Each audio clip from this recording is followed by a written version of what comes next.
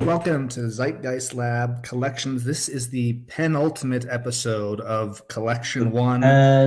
Penultimate episode of Collection 1. I am Alex, and as always, I am Brian. Right, I am joined by Brian.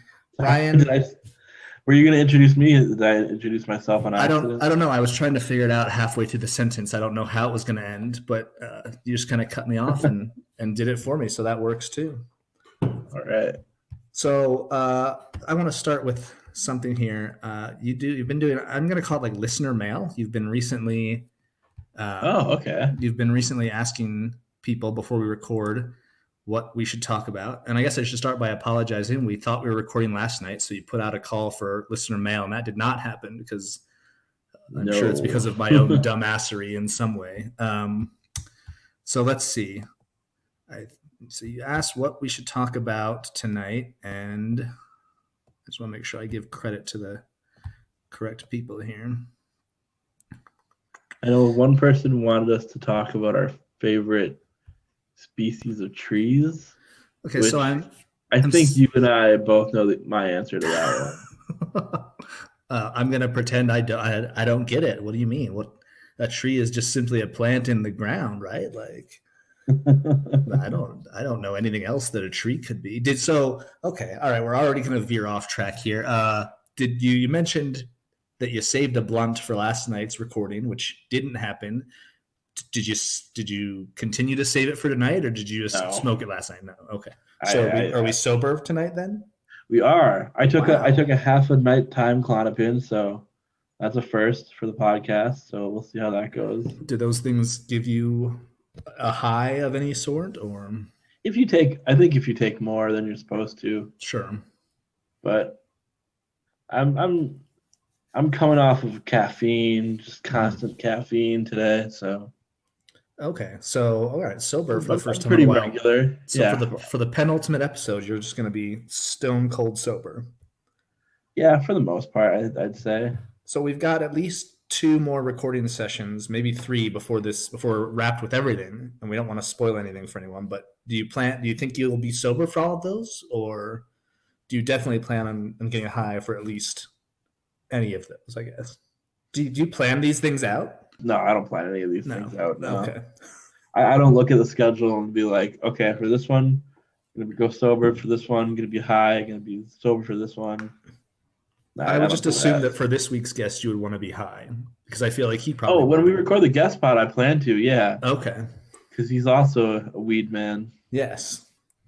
Okay, so thank you for the podcast, Frank and Toes. Obviously, they've guest hosted one of our episodes. They said, "Could you please talk about Updog?" And I am just not sure, like, what the fuck is Updog?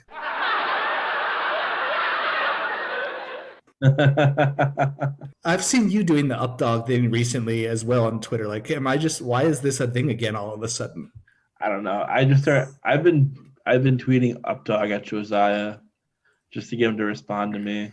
And has he yet? To no avail. No avail, okay. That's just been my thing lately, but no. That's your current bit? That's just been my thing lately that I just do every once in a while, but I don't know what everyone else's deal is. Okay, and then Toes has asked for our favorite kind of chip, which I think is ridiculous because she then claims she's listened to every episode. But if you listen to every episode, you know we talked about thing about chips. Yeah, we had like a 10-minute riff about chips. 15-minute, riff on chips. And the answer is still Utz crab chips, of which I have not received any from my co-host Brian, despite the fact that he has on multiple occasions said he would hook me up with those. Did I say that on multiple occasions? I think I said it once in passing. You said it once in passing, and then brought it up later, and then you said we didn't need to talk about that on mic, like I was talking about a heroin deal or something. Yeah, one of these days I'll mail some chips. Just mail chips in lieu of the next Podbean portion that you pay. There you go. See? But you'll forget. You will have no recollection of this conversation come April 1st. Yeah, that was that one. That's that when we collect. Yeah, it's the first of every month.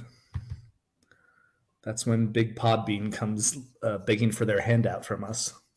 Yeah. Well, luckily I got stimulated, so Oh yeah, it ain't no thing. you haven't spent all of that yet. Nope.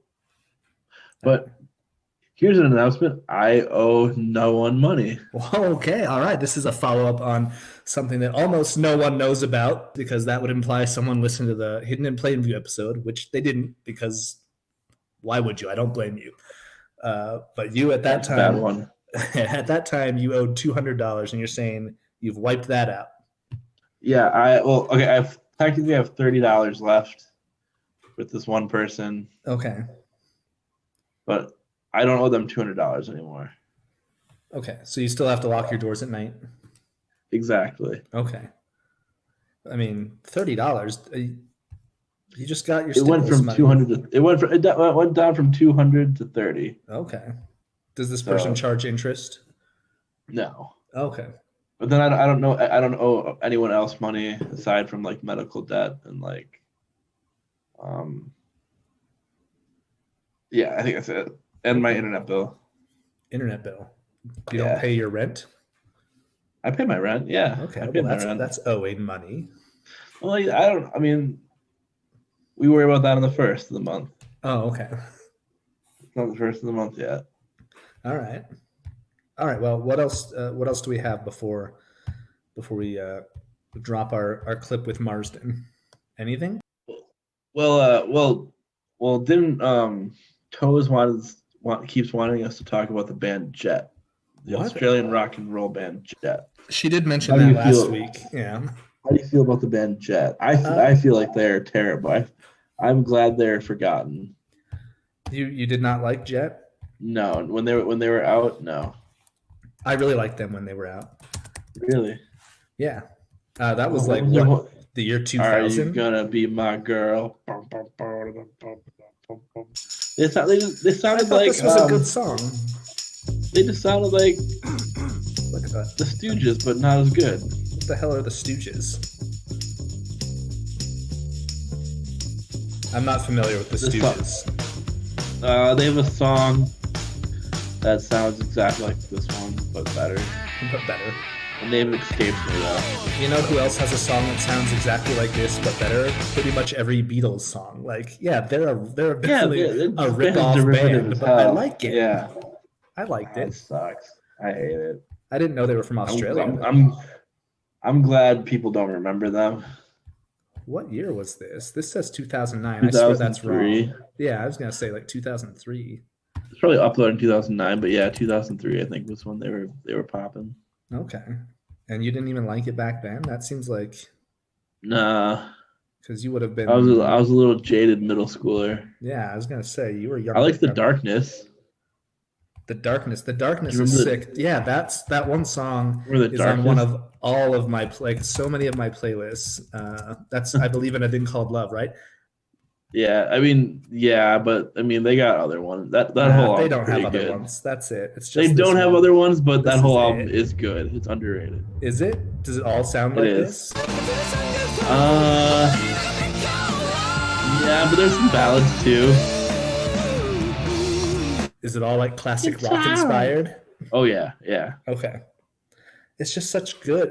I love the falsetto. Right. I think it's great. Mm-hmm.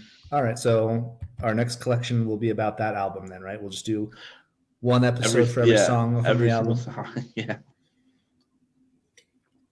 Okay. All right. Did we cover everything? The best part where like the guitar comes out of the ceiling and starts playing. Yeah. I used to be able to play the song guitar. What? Yeah. You told me you can't do anything musically. I've asked you specifically. I currently can't, but I used to be able to. Okay, so you're telling me that at one point you could play this fairly complicated guitar solo, and now you can do nothing with a guitar. Yeah. Okay. Lost my mojo. You lost your mojo, as they say. And I mean, you've admitted on the pod that you were a hardcore vocalist. Yeah, that was a lie, wasn't it? That did appear to be a lie, yeah. Okay, did we cover all our listener mail then? I think we got. Is there anything we missed last week? Smoke trees every day. Jet sucks. Everything's cool. in response to "What's up, dog?" Everything's cool. I think that's it. Yeah, that's all of our listener mail. Oh, I mean, you did tweet within the last week about the new Chris Gaines material that may be coming out. Oh yeah, That's I pod forgot relevant. about that. Oh, Rob Lanterman, former guest and friend of the pod, Rob Lanterman, asked us to talk about Vagrant Records. Vagrant Records. That's a whole other podcast. It is. Yeah. We could have just as easily done a podcast about Vagrant, in my opinion. I don't know. I mean, I feel like for each thing we talk about, at least one of us should be a somewhat expert on it. Are you a Vagrant expert? Because I am not. Well, they had all the other Dashboard albums. They had Saves the Day for a while. They had. Did they have? Were they the other one? I think they also had. No, maybe I'm. Who was it that Census Fail ended up being with? Was that Vagrant? Yeah. Census Fail were Vagrant. Alkaline Trio were Vagrant for a while. Really? Hold Steady were Vagrant. The Get Up Kids. Yeah, for quite some time they were like a pop punk and emo label. Now they're I don't know, indie folk, probably some bullshit like that. So they've outlived Drive Thru. They're still around. Oh, they put out an Ace Enders rap and a Million Different People record. Looks like most recently on February 17th, 2021. What band are they talking about? Sorry, I'm trying to read the Wikipedia. It just says some band released Lush Rimbaugh. But I don't know what band they're talking about. I don't know either. Oh, they have Monine, Protest the Hero. They had some really good bands. Oh, I was looking at Census Fail. That's Census Fail. Right. Sorry, I thought I was on Vagrant, but I was on Census Fail Wikipedia. They released an album called Lush Rimbaugh. Yeah, this could have just as easily been a Vagrant Records podcast if you tried hard enough. Which would you have preferred that? Not really. Yeah, I like fuck Vagrant Records. That's my take. Fuck them. Yeah, I don't know. They had Alexis on Fire too. That's pretty cool. I don't have an opinion on them. I've never listened.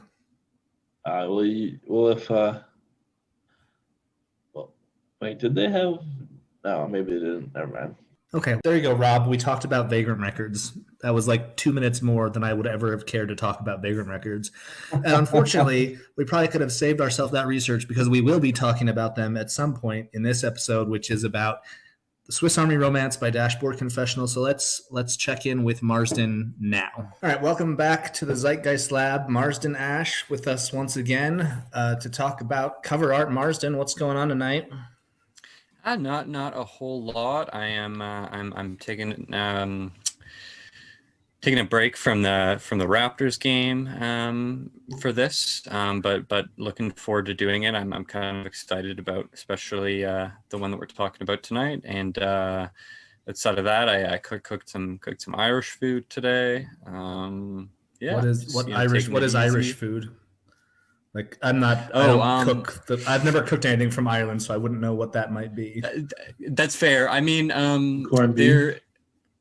Yeah, that's very much like Irish American food. I think that yeah, I feel like, I mean, people definitely eat corned beef there, but I think the notion that it's like a very Irish thing rather than just like a poor people thing is kind of an American notion. I just always thought corned beef was a gross thing. Like I've never had any desire to try something called corned beef.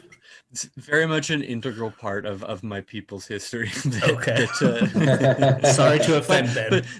But on the same token, I absolutely understand. It's one of those things that I'm like, I appreciate it because I associate it with like nostalgic foods, but I also couldn't wholeheartedly recommend it to people.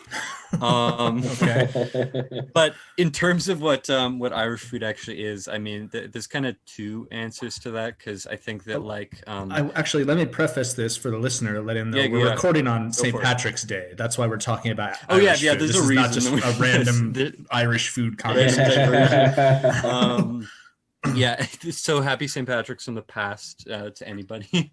But there is kind of a big difference between like traditional Irish cuisine, and which is, there's like a few actual like scholars and historians of historical foodstuffs that are working hard to kind of like rediscover and translate and archive old recipes from like prior to English colonization of Ireland, because of course the cuisine gets super different after that.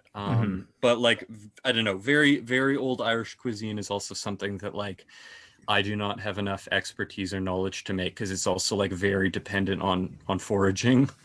And no, seriously, like it's very built around like a lot of like herbs and greens that we think of as just like wild plants or weeds even.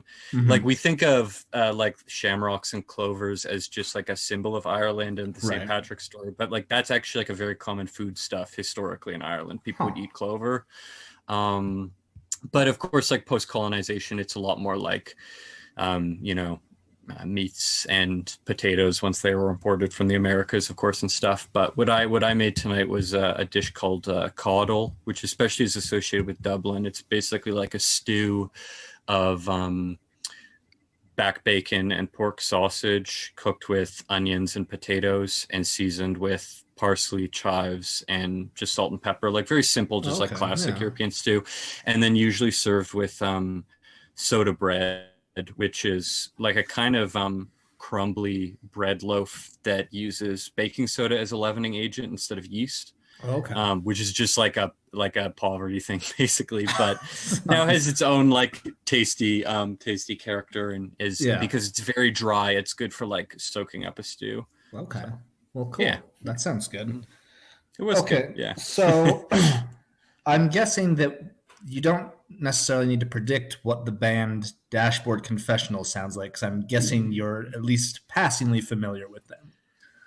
Yeah, so as it happens, more than passingly, this is the one and only album so far on the selection of album covers that I've evaluated that I not only have heard, but have heard the entirety of, and I'm very much familiar with.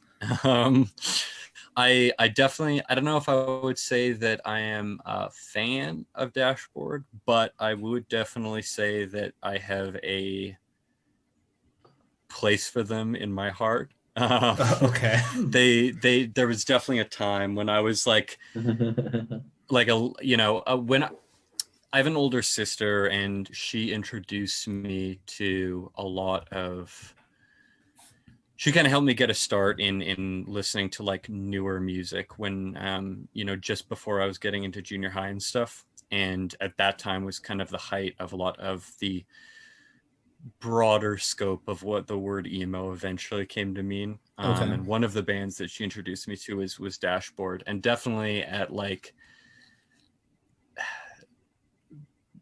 between the ages of like 11 to 13, this band was like being old enough that I was romanticizing the idea of depression, but too young still to have actually experienced any depression. Was like real like key hours for this band to really hit for me. So. And sorry, how old are you now? I'm 27. You're 27. Okay. All right. So you were like, so when this album came out, crunching the numbers in here. Yeah. I'm just trying to figure out how old you were when this one came out. I think this one was in 2000. So you maybe got into them a little bit after this record, but you're saying you've still heard this one in its entirety. Oh, definitely. I mean, like I should note also that like, we did not have much money growing up. And I certainly did not have much spending money, so it was very rarely that I bought like new CDs or records or anything. I basically only had used stuff. And so the extent of my knowledge of new music was very much just like stuff that I downloaded from LimeWire. Right. And usually it was like my sister would show me 1 or 2 songs from a band, and if I liked it, then I would see what I could find on LimeWire. And I think that there are probably 2 factors that led to my centering in on a lot of the songs from this particular album, which were firstly that is what happened to come up on LimeWire when I searched, and I would just be downloading whatever was at the top page, Right. basically. Yeah. But also that I'm not 100%, but I believe I'm correct in saying that a couple of the Dashboard songs that were featured on the OC were from this album. Maybe. Yeah. I don't know. I haven't watched that show, so I'm pretty sure. I mean, if you haven't watched it, and I mean, for what it's worth, then I think that it would be an understatement, I think, to say that show profoundly affected a like generation of young people getting into different sorts of music. Yeah. I mean, like, yeah, like genuinely. like Death Cab and Dashboard.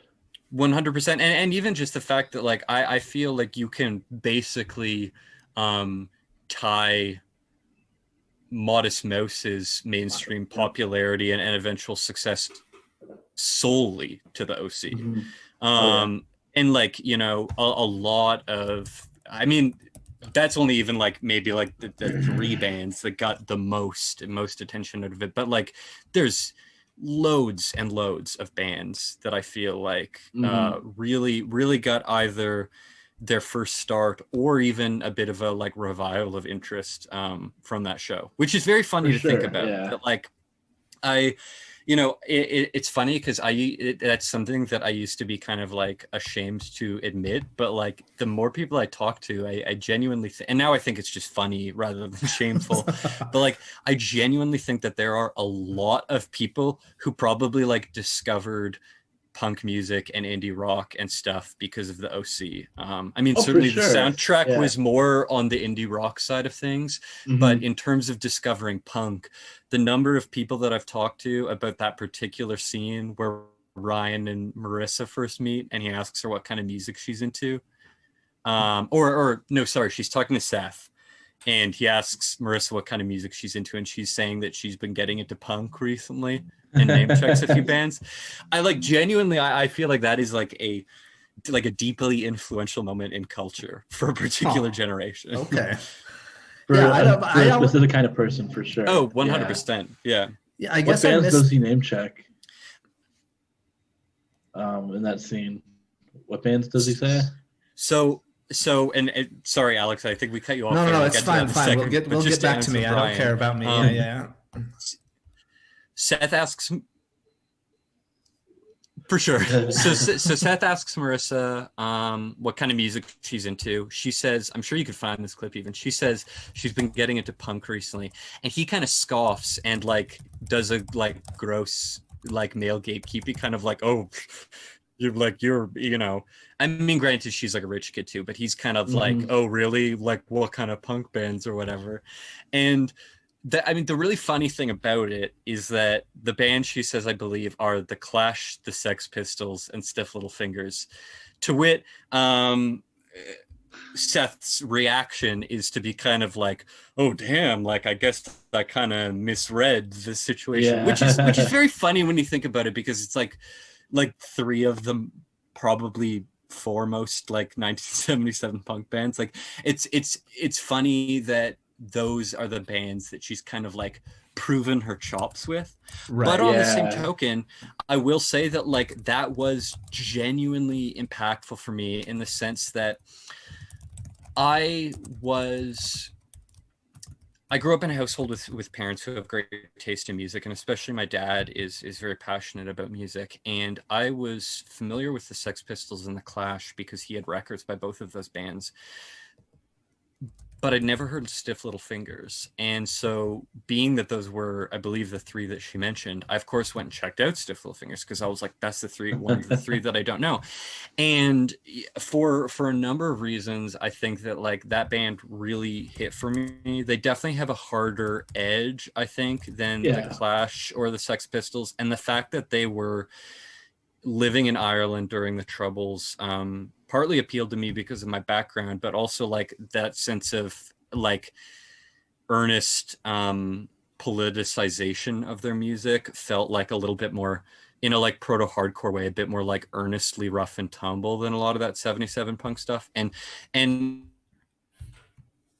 quite genuinely, like in no way an exaggeration, I think that like that band being name checked in the OC and listening to that and being able to like appreciate what about it was different than other punk music that I'd heard is like basically what sent me down the road of trying to like find more music that like scratched that same itch and was exciting in that same way. And like I can genuinely track a lot of my current day taste in music to that moment in a lot of ways. I mean, I'm sure I would have come across it other ways ultimately anyways, but that is the path that I ended up going down.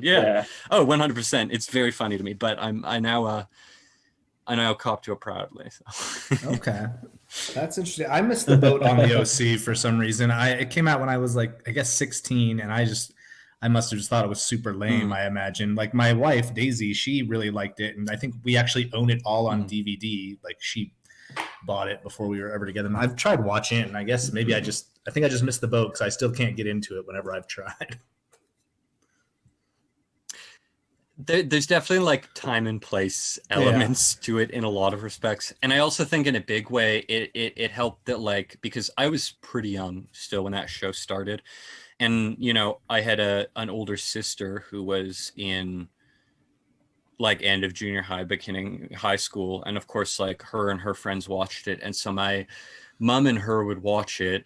And I think that like at first I would definitely kind of like be doing my own thing in the other side of the room and kind of be like, this is a dumb show for girls and I don't like this. But of course I was just like kind of like peeking over my book or whatever else I was doing and watching it, and eventually just was like sitting on the couch watching it with them and was like, this is good and I like this. Right. I love that.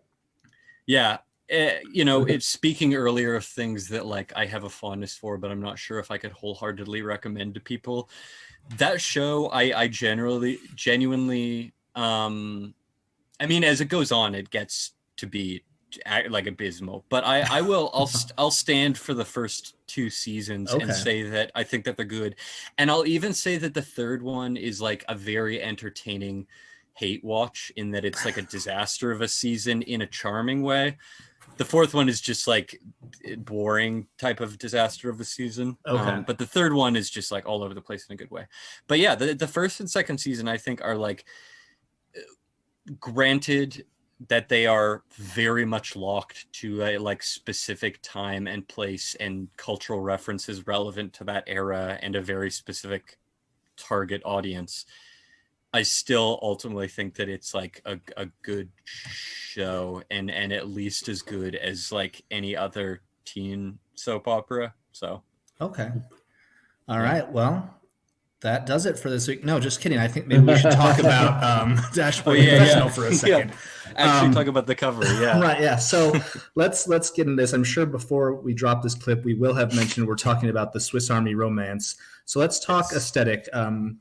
We've got the cover up here. Why don't you describe it? And I mean, obviously you're not predicting anything, but maybe tell me how we get to this, from this cover to the sound of this album.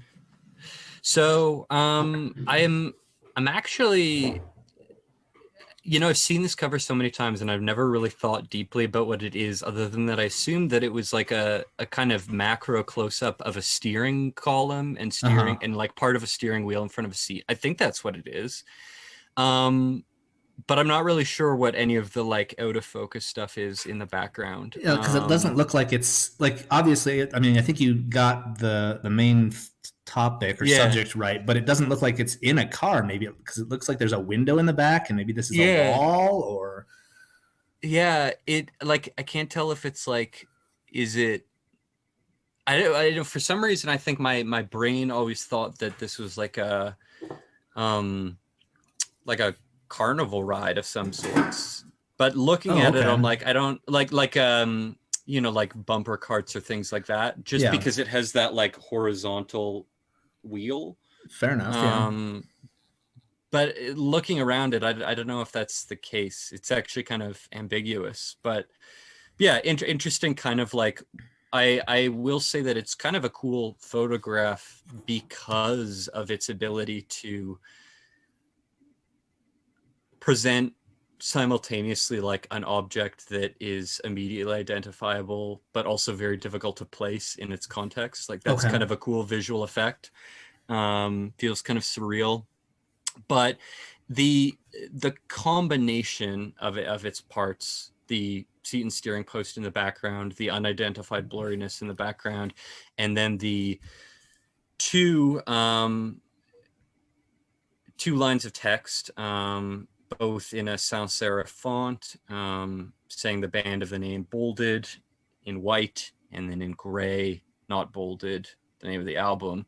The total effect of all of those parts together is kind of what it makes me think of is something that I think that it actually directly influenced rather than the other way around. Okay. But there's like a very particular era of Tumblr accounts that are not just photographs like this that tend to be kind of like macro close-ups of like found objects for the most part, especially like old bits of machinery and stuff because it looks like cool and decaying and post-apocalyptic or whatever. But also kind of sad that there's like a very specific era of Tumblr stuff that's like photographs like that have the green and yellow in the imagery is really like pumped to the max, and that almost always had some kind of like lonely all lowercase poetry in a sans serif font similar to this one over I top know of what it. you're talking about. Yeah. You know, I'm trying to like think of names of particular accounts. I can't remember any because that was like a kind of Tumblr that I was very aware of but not particularly like interested by during that era. But there is very much like a whole subgenre of not just Tumblr, but before that, I think even just like blogging stuff that was like that kind. There's a web comic even, or I guess like people always called it a web comic, but like a series of images that was like photography in that style with like small kind of ambiguous and sad remarks Or like written in that kind of yeah, font. Okay. or like a quote from The Perks of Being a Wallflower or something. Exactly. Yes. Yeah. 100%. Like, you know, maybe like a Vonnegut thing here or there. Yeah. Like there's definitely just like this, like I can look at this and see the progression of like the aesthetics of a generation of people that grew up on this album in a very clear way, I think. And I mean, maybe that's kind of what's interesting about this album cover is that in contrast to some of the other ones that we've discussed so far, that is what sticks out to me about this one. Not so much the things that it appears to be influenced by, but the things that I'm very much cognizant that it influenced. Okay. Yeah. So what do you make of, and I mean, obviously the band Dashboard Confessional has gone on to have a long history. It's always mainly based around the lead singer, obviously, Chris. But at the time, this album in particular is just him and a guitar. What do you make of the idea to release something under a name rather than under his actual name? Like, because normally that's something you do with as a band, but it's him and his guitar, and he's like, "Well, I'm still Dashboard Confessional."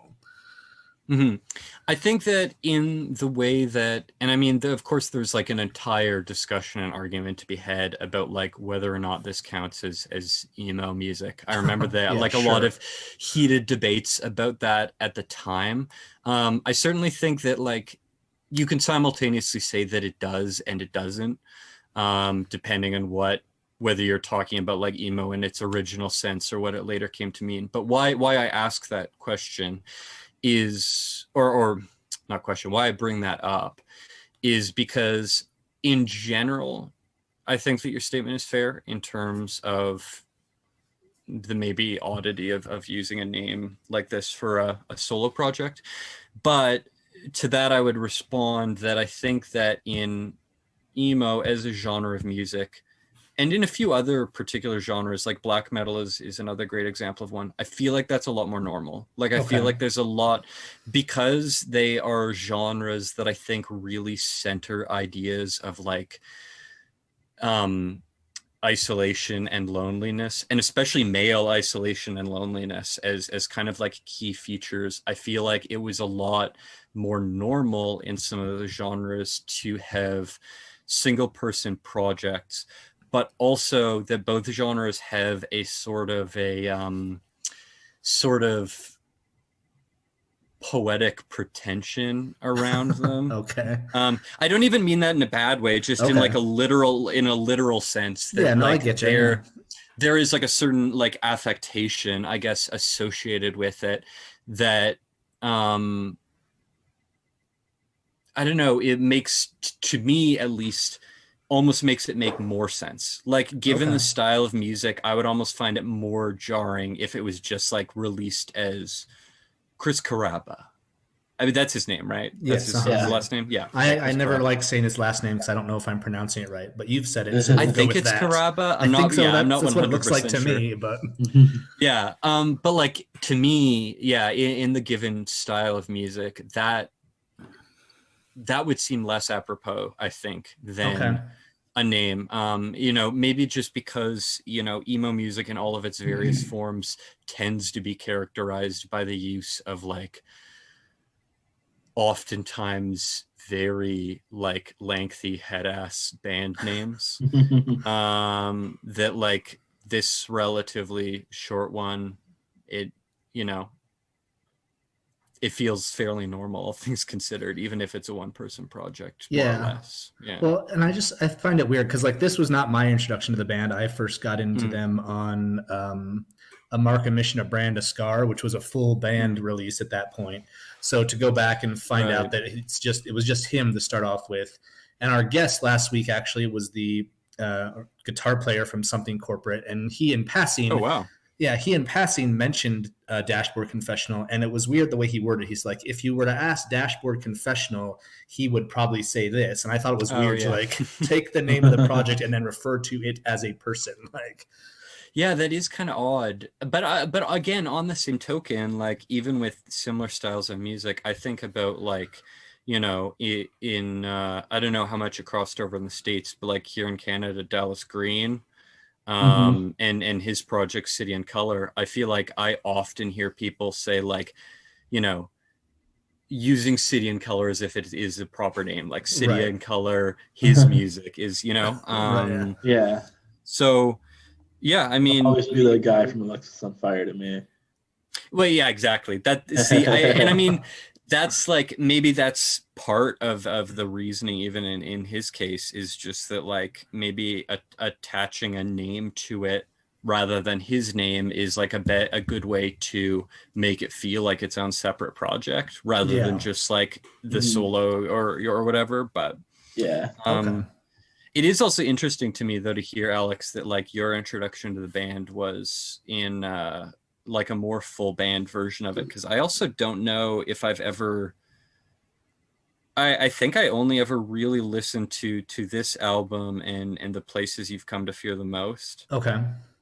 And I think, I mean, I think that there's in both cases, I think that there's other people in the project like playing some of the instruments on the albums, right? But they're still like arranged as a fairly solo presentation. On this one, are you talking about this one and the Places You've Come to Fear the Most? I don't think there's anyone else on this particular album, but I could be wrong. I should probably find that out before Brian and I talk about it at further length. No, that's fair. I think for this album that is true, unless it's just like a case of like some studio musician doing a certain like I don't know, part to clean it up or whatever. Yeah. The Places You've Come to Fear the Most definitely has other instruments on it, but Yes. even still, it feels very like, obviously him and his acoustic guitar are very much like centered in an obvious way. Like it reads more like singer-songwriter music in that respect. Absolutely. Yeah. But it is interesting to me to think of the idea of like coming to this band as more of a full band thing and then going back to this album, because I think that my impression of it is very centered around that the sound of this album. And I think that that's also what kind of like stuck out to me about it when I was a kid, especially in terms of the way that I think that reinforced, whether in hindsight one really considers it sincere or affectation, the like mood at least of like earnestness about isolation and loneliness and sadness and you know all of the emo aspects, I guess. Kind of, I don't know, something about that makes sense in the context of like a solo presentation. Okay.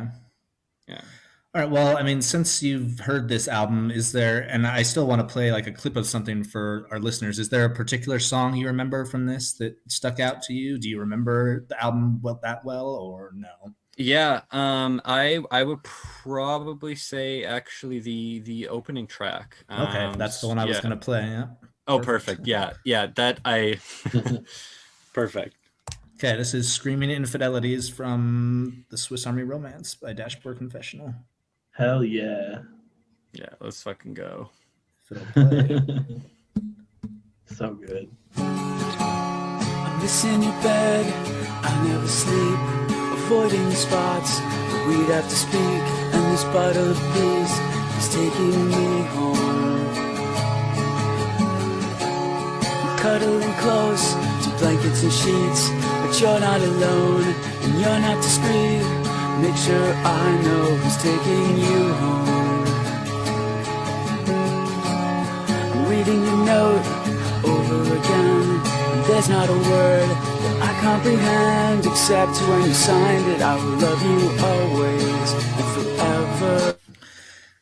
Yeah, I mean, I would very rarely describe a song as perfect, but this one comes really close to being just like a perfect song for what it's supposed to be. Like it's supposed to be an emo song, if that's what you want to call it, but like it's perfect. Like 100%. And it's one of those songs too that, like, you know, with all of my ideas of like identity and self and things that I attach myself to in abstract, it may be one of those things that like I don't necessarily think of this as a band that's like, oh, I'm super into or something. Yeah. But like hearing that song, even just the first few moments of it, I'm immediately like, I love this. Yeah. You know? And like surely part of that is nostalgia, but beyond that, there is also just something like, I don't know.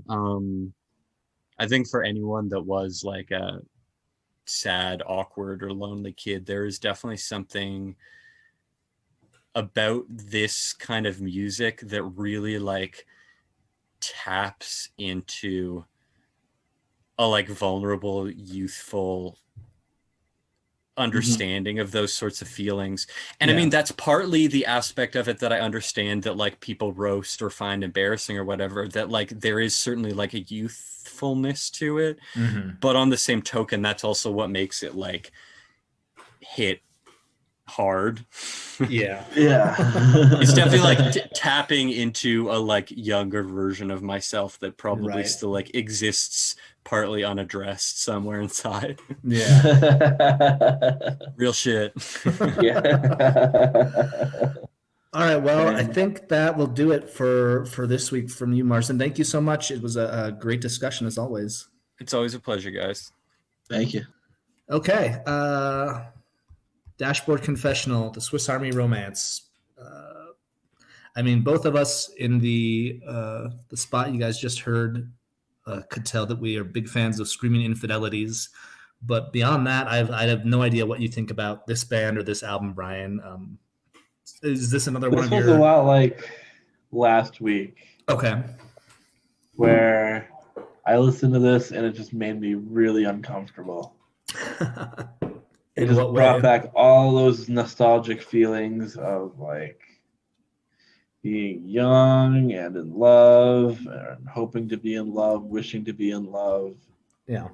falling out of love, and thinking being young and in love is the most important thing in the world, and wanting so desperately to be with someone, Hmm.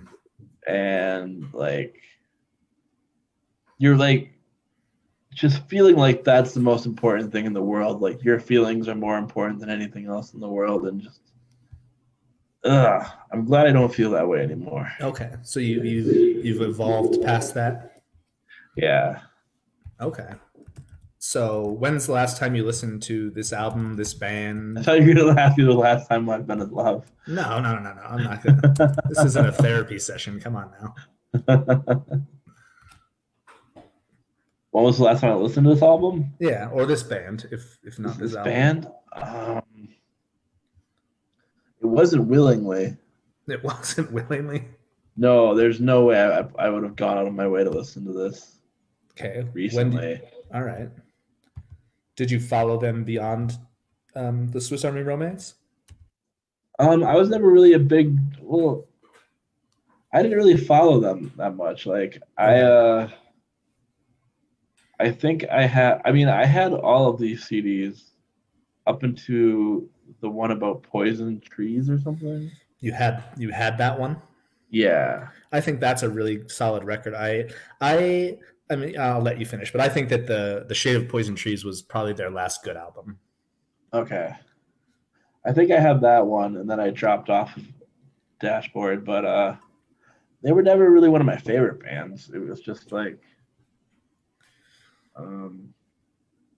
So was it a band you discovered at the time, or was it something you went back and found in your record store no, emo I knew phase? about them when like I knew about them when they got big off of that Screaming Infidelity song. Did they get big off of? See, I didn't know Yeah. about them until I remember hearing it on the radio when I was really young. Really? So I remember hearing a Mark, a Mission, a Brand, a Scar when one of my friends asked me to download Hands Down from LimeWire for him. And I did. And I was like, oh, this song's sick. And then I went and bought that album. And I thought it was great. That's a pretty good album. I think it's really good. But then like not too many of the people I hung around with or was around talked about it. But then when they did Vindicated, that's when I feel like they really took off. When Vindicated was I think it was one of the Spider-Man movie soundtracks. Yeah. But yeah, they were certainly popular before that. So weird that they're on a Spider-Man soundtrack. Why? It's so weird that they're synonymous with Spider-Man. You think they're synonymous with Spider-Man? Wasn't Nickelback on one of the Spider-Man soundtracks too? Yeah, With that song Hero? That makes more sense than Dashboard. Yeah. But that's a great song. I love Vindicated. That's a good song too, yeah. But so yeah, I didn't find like again, I liked a Mark and Misha Brandis Scar. Then the next one came out, Dusk and Summer, which I thought was garbage. I did not care. I never got that. No, I never got into that one. No. And then they put out The Shade of Poison Trees, which I thought was great. And then I felt like they fell off completely after that. But I think I had all three of those albums before I even heard of the Swiss Army Romance. I only came to this particular release because of the drive-through thing. Huh. So this is on drive-through. This is a drive-through release. Okay, well, so yeah, now that you bring it up, let's get into all of the details because it's very odd, I think, to call it a drive-through release, but it technically is. So it was was released anyway in March of 2000 by a record label called Fiddler Records, very small, and it says it was limited to 1,000 copies, and it pretty much blew up. And so then Drive-Thru bought the rights to sell the album, and they pressed it, and it did extremely well for them. From what I've read, this is all hearsay, but Drive-Thru supposedly gave Chris Carrabba a bunch of money to help him pay off some debt, merchandise, paid for the tour that he went on, and then eventually he decided to sign with Vagrant Records instead of continue with Drive-Thru.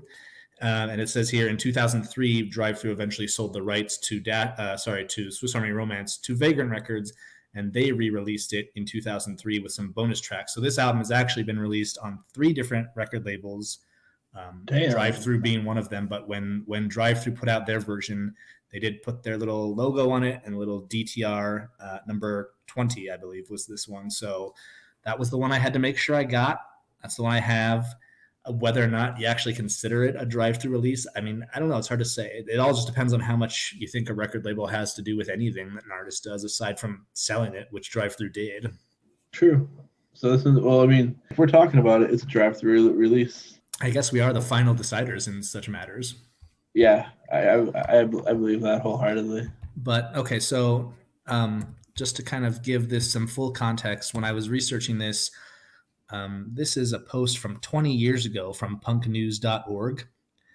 And this is a statement that Richard Raines, owner and co-founder of Drive-Thru Records, released at the time. Dashboard wants to be on a major. He is dying to be huge. That's his goal. He went to Vagrant because his best friend works there, and they both schemed and plotted and stabbed us in the back to go there. Midtown are not, will not, and could never go to Vagrant. They are signed to Drive-Thru Records for 6 records. We love them. They love us. They love MCA. MCA loves them, and they are signed to MCA. Trust me, they wouldn't go to Vagrant over their dead bodies. Vagrant is as independent as we are. Me and Stephanie own 100% of our label, and we have a P&D deal with MCA. They manufacture and distribute our CDs, but have no say in what we do and who we sign. And Vagrant has the same deal with TVT, a.k.a. BMG, a.k.a. a major label. Richard, Drive-Thru Records. So Damn. That was Richard's statement on kind of what happened. That's a pretty strong statement. Oh, and I think it's funny because he's like, yeah, we love Midtown, and Midtown loves us. And I mean, surely within a year of this, we signed them for 6 records, even though they did 2 or 3. They did 3, and only, one for Drive-Thru, 2, one for MCA with Drive-Thru as like a subsidiary, and then they left for Columbia. And I mean, if you go back and listen to the Midtown episode, we kind of document how Richard and them had a falling out as well. Yeah. And so then the owner of Vagrant Records responded and said, there would have to be a lot of dead bodies to climb over before Midtown signed to Vagrant.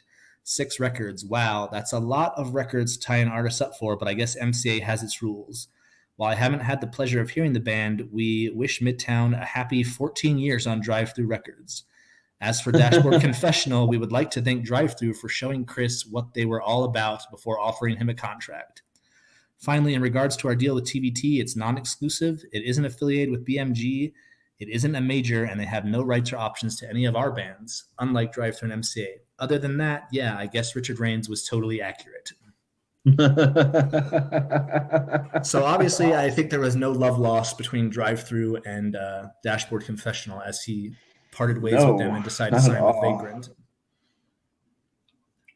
I love how Richard is like, Dashboard wants to be famous so bad. Didn't he accuse the guy from Midtown of the same thing? Yeah, that was the same thing. It's like Gabe really wants, I don't know if he specifically called out Gabe, but he said Midtown, they want to be famous. They went to MCA and begged MCA to take them from Drive-Thru, is my recollection. He must have, he must have a thing about people wanting to be famous or something. I guess. I mean, that must be his go-to excuse for when something goes wrong or something. It's interesting. He did a interview with Richard Raines. Did an interview with, I think it was Associated Press. This is like 15 years ago now, and he kind of gets into this MCA deal. And towards the end of that, they just stopped signing bands altogether because they didn't want MCA to take their bands. So right.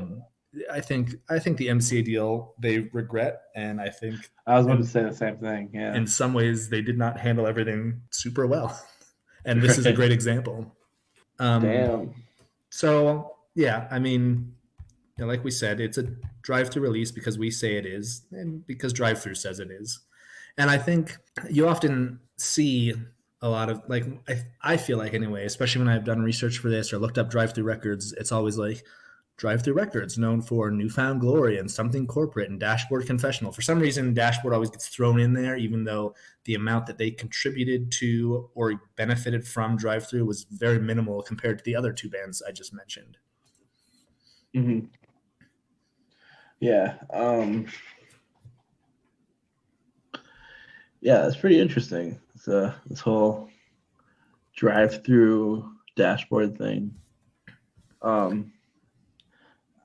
Did we? Oh, so I'm looking at these bonus tracks. Now that makes it so we listened to the version with bonus tracks. Did we? I know I was listening on Spotify. If they're on Spotify, then then we definitely did. Okay. One of my critiques of the album was that he sort of deviates from like the acoustic guitar sound and has like that weird synth thing at the end. I'm looking at the track listing now, and that was a bonus track. Oh, okay. So I retract that criticism. Okay. At least as far as drive-through goes. So fuck you, Vagrant, for adding that shit. Yeah. That's why we're not a Vagrant podcast. Exactly.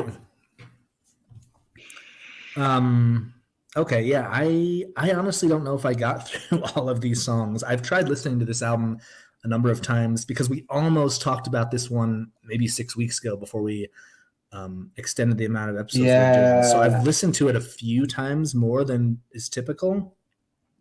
And I think it starts off. I listened to it twice. I think it starts off really strong, but towards the end, it really falls off. And I don't know where that is. It might have been with the bonus tracks. Because like looking at the original track listing, I mean, Age 6 Racer, again, I go unnoticed. That's both a good one. Those are both really good. I don't remember Ender Will Save Us All on Shirts and Gloves all that well, but yeah, I think it might be the bonus tracks that had kind of turned me off. Yeah. Which makes a lot of sense because the follow-up to this, The Places You Have Come to Fear the Most, I don't like that one. I don't think that's a great album, which probably the bonus tracks would have been from around that same time. The follow-up to this album, The Places You Have Come to Fear the Most, I don't like this one. I love that album. Yeah. I don't like this one at all. Oh, really? Yeah. Mm-hmm. Huh. Yeah. So you weren't familiar with this album, huh? Before? I mean, not until 2006. Oh, wow. Okay. So, yeah, 6 years after I remember they broke through with Screaming Infidelities. That was probably the version from The Places You've Come to Fear the Most, right? It's probably the version with drums and all that stuff. No, I remember hearing just the original acoustic guitar version on the radio, an alternative radio. Yeah, sure. When I was in middle school. Okay. So, yeah, I don't know. I liked it. It was it's so weird. I listened to this twice because I didn't have a lot to do today, so I listened to it again. The first time, I just got I got Grand Theft Auto on stream. Okay. Or on Steam. Mm-hmm. On Steam. So I've been sitting at my laptop playing Grand Theft Auto all day, and I just run around and kill cops to your hair is everywhere. Nice. Weird feeling. I bet. Yeah. Just hearing that as I'm getting chased by the cops, 3 or 4 star situation. Yeah. I don't know if you ever played Grand Theft Auto, but it's been a long time. The more you piss off the cops, the more your badge rating goes up. Oh, okay. But I think that. Yeah, I really Screaming Infidelities, obviously, like I mentioned at the top, is damn near a perfect song. But The Sharp Hint of New Tears, Living in Your Letters, I mean, these are all so good. Yeah, but he kind of blew his load by putting that one first. Yeah, I mean, I don't know. I guess I'd put that one towards the middle. Towards the middle? I put that towards the middle, yeah. So you think the middle is where the best song should be? I would open it up with it. Not necessarily. I just think that would be a good peak. Okay. What would you have opened up with? I would open it up with Age 6 Racer. Okay. Age 6 Racer would be a good opener, I think. Now, I'd have to go back. I don't remember all the lyrics really well, and I don't know if you'll remember this at all, but do you remember when we talked to Mark Teo and he said all the drive-through bands remind him of lyrics about Delaware and college and going back to fall semester? I feel like he was specifically talking about this album. Yeah. because I got a lot of Yeah, Delaware fall semester college vibes from this particular record. for sure. Yeah, I get what you're saying. Are there like specific songs that scream that out to you, or is it just the whole album? It's definitely the whole album's aura, and even though this is like kind of different from what Mark was saying, I just remember like I miss the winters in Lexington. I was like that, and that's different because it's winter in Lexington instead of fall in Delaware. But like that screams to me the vibe that Mark was talking about when we spoke to him. Seasons during months of the year, right? In faraway places. Definitely a big emo motif. Yeah. And is that Age 6 Racer that says that one? Yeah. Okay. No, it's So Long Sweet Summer. Is that Age 6 Racer? See, this is one where I'm really bad with the song titles. No, people call it So Long Sweet Summer because that's like the chorus. But Age 6 Racer is the name of the song. Okay. And that one's got the female vocals, which is very rare for Drive Through. But this person, they hated the winters in Lexington. Right. Whereas in our hypothetical emo band, they're missing the fall semester in Delaware. And I don't even think Lexington's in Kentucky. Right? Is there a Lexington? Yeah, the winters are probably bad in Kentucky. Probably. And there's no Lexington, Delaware, so. Okay, let's do a quick sure. Dashboard Confessional, Delaware. I mean, it's probably going to be like shows they played there if they ever played there. Yeah.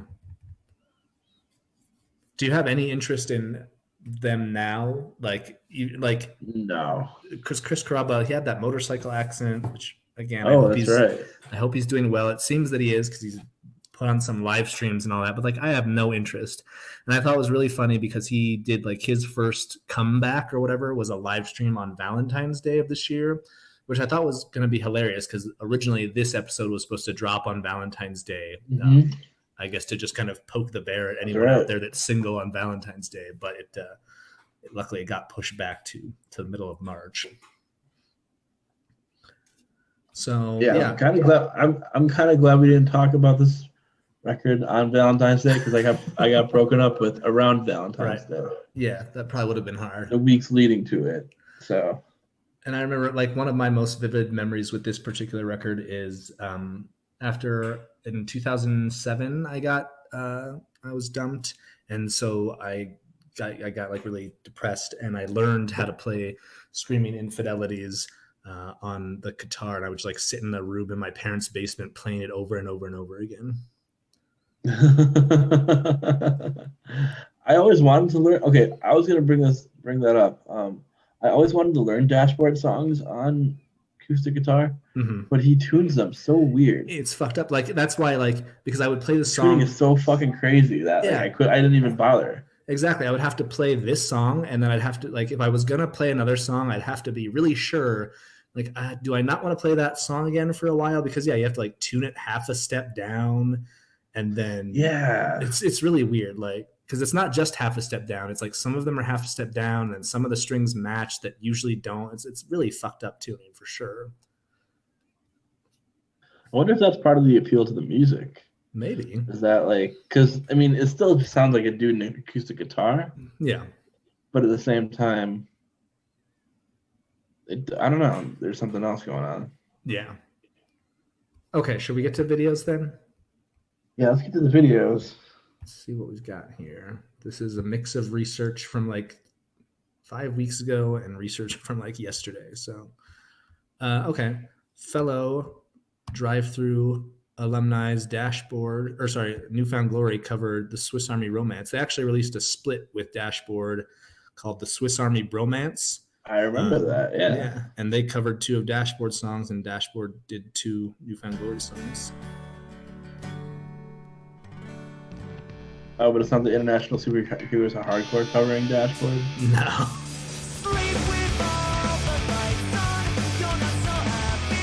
Oh, might as well be. Yeah. Just a I thought it was better singer. Yeah.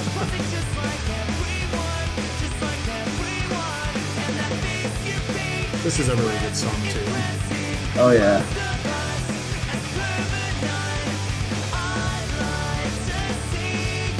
So I think that was really good. I like that it's the opposite, because most of these covers, as everyone can probably guess, are just sad boys with their guitar. So it's nice to hear something that's like a full band cover Mm-hmm. and like a little bit, harder. Yeah, glad we opened with that one. Yeah, and I know we normally open with live versions, but apparently I've just got these in whatever fucking order I want. Okay, here is someone named Rustin Kelly doing Screaming Infidelities featuring Chris Carrabba, which is weird. And Rustin Kelly, that name sounds familiar. This is from November of 2019. Let's just kind of go towards the middle here.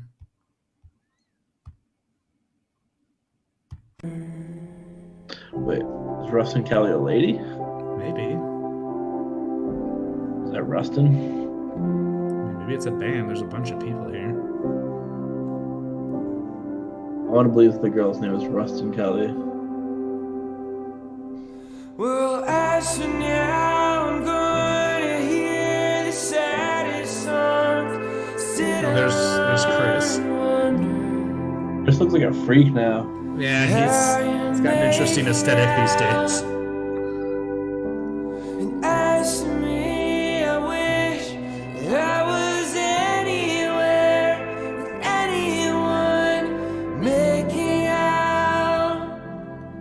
It's a very haunting or chilling version. Like I like it. So, I did not care for that you one. did not care for that? I thought the harmonies were good. I just hate when people. I hate like that voice. What voice? Yeah, I mean the voice wasn't great. But it seems like it must be pretty easy to get Chris to agree to appear on the versions of this song, because here's Mayday Parade playing it live, featuring Chris Carrabba, and I think we saw Mayday Parade cover a Something Corporate song last week. We did. So this is from November of 2019, just like the last one. How would you describe that hair? I don't know, man. It's like extreme emo swoop. I'm more upset with the hat. The hat, the big hat is really like.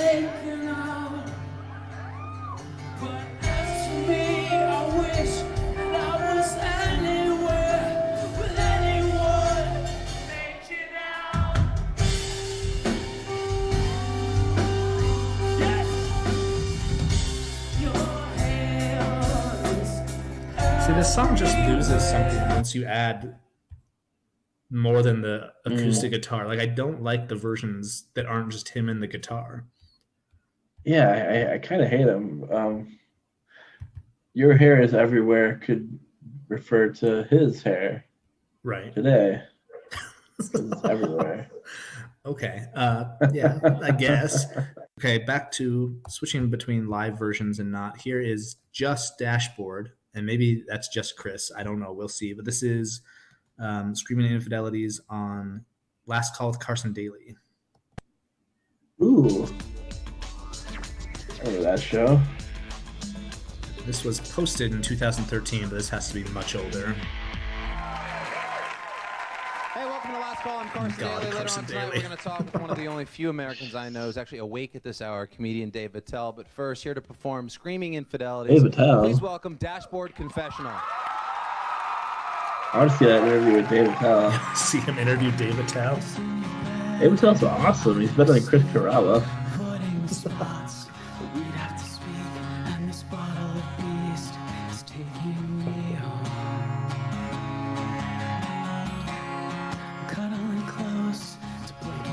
It doesn't even look like the same person. No, he looks like Ricky Martin. Doesn't he kind of look like Ricky Martin? Yeah, a little bit. Or what are those singers? I forget. Oh, maybe more like he was married to J-Lo, Mark Anthony, except without the mole. Do you remember Mark Anthony? Yeah, that's what I was thinking of. Okay. Yeah. Yeah, he Yeah, definitely without the looks a lot mole. like him right here. Yeah. A moleless Mark. Moleless Mark. Yeah. Okay, let me see if I can find any other. And now he looks like a fucking freak with his big hat and his face tattoos, probably. Okay, here he is playing, not Mark Anthony, but Chris Carrabba playing the Swiss Army Romance. This is live at St. Thomas Aquinas. Yeah.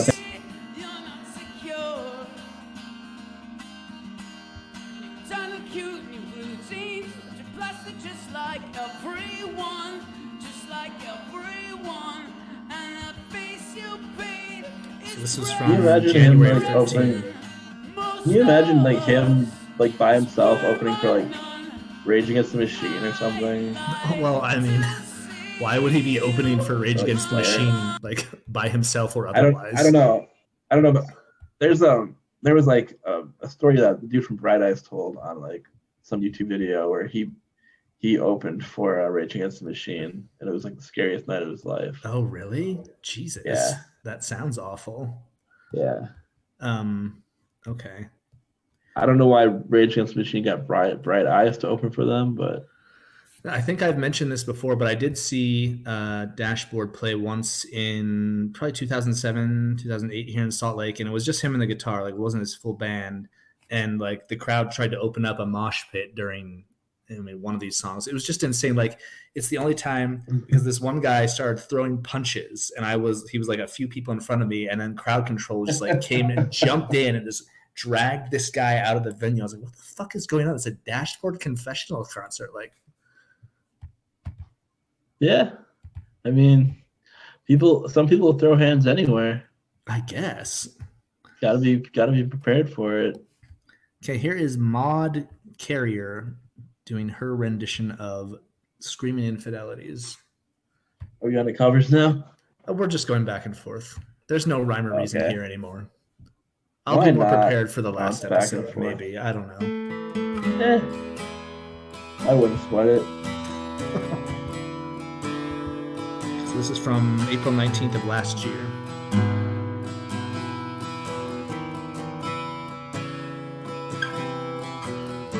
I like her little pineapple in the background. Very SpongeBob.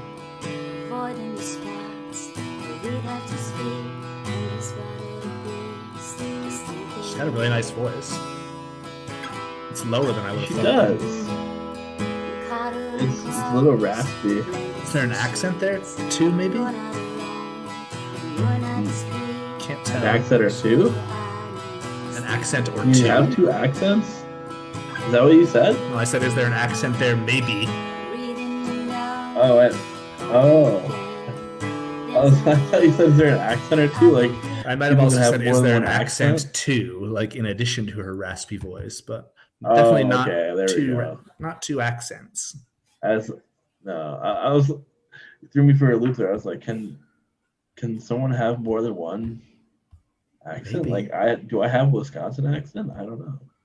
I don't know. Is there a Wisconsin accent? You sound Oh, normal yeah, to me. I don't know. there is a Wisconsin accent. Okay, here's For sure. Bash Jellin playing it on the piano. I never sleep, avoiding the spots. Bash Jellin. After sweet, in the That's a cool spot name. of feast is taking me home.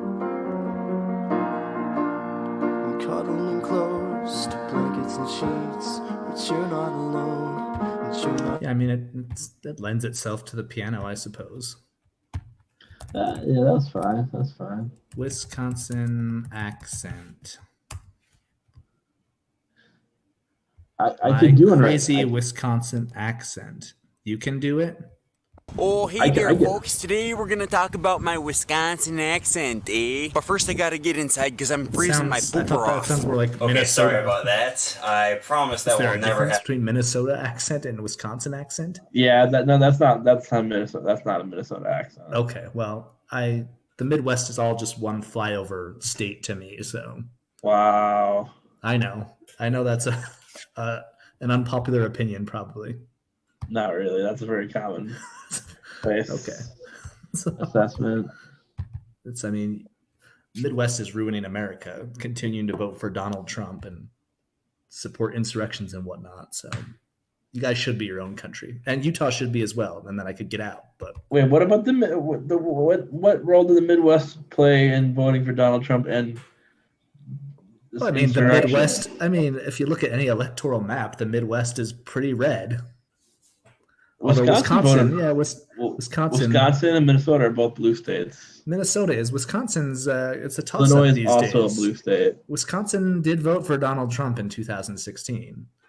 2016, yeah, but not in 2020. They barely eked out a victory for Joe Biden. They voted for Obama twice. Yeah, I mean, they've been a blue state for many years, but apparently Donald Trump is enough to change that, or maybe Hillary Clinton. Because Hillary Clinton didn't campaign in Wisconsin in 2016.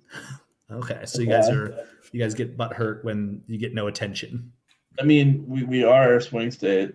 It makes sense to visit. Just saying. I think you're a swing state. Yeah. All right. Whatever. Okay. Enough politics. I don't know anything about political science. I don't know why we're talking about this. It's true. All right. Always love the What's emo night. Emo night. Oh well, yeah. Well, let's go back to this one or that one. After this is Robert Iacuzio, Screaming Infidelities from 2012. Robert, I couldn't find a shirt before I filmed this video. He kind of looks like John Oliver.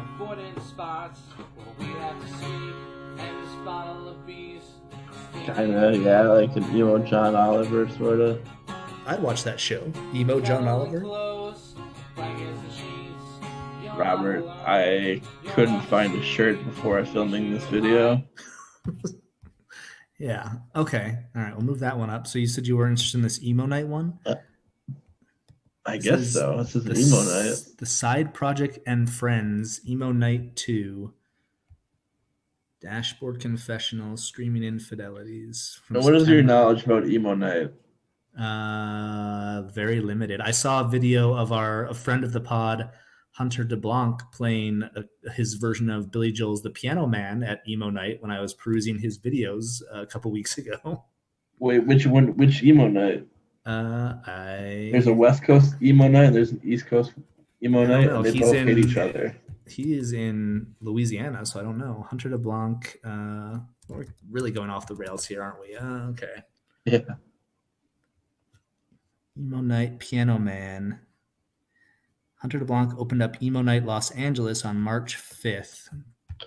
So he did the West Coast one. Yeah, he did the West Coast one. That's the one that plays like 303 and Paramore and like other decidedly non-emo acts. Okay. Whereas the East Coast takes it very seriously and plays like American football and like the more orthodox emo music. Okay, let's see what we've got here.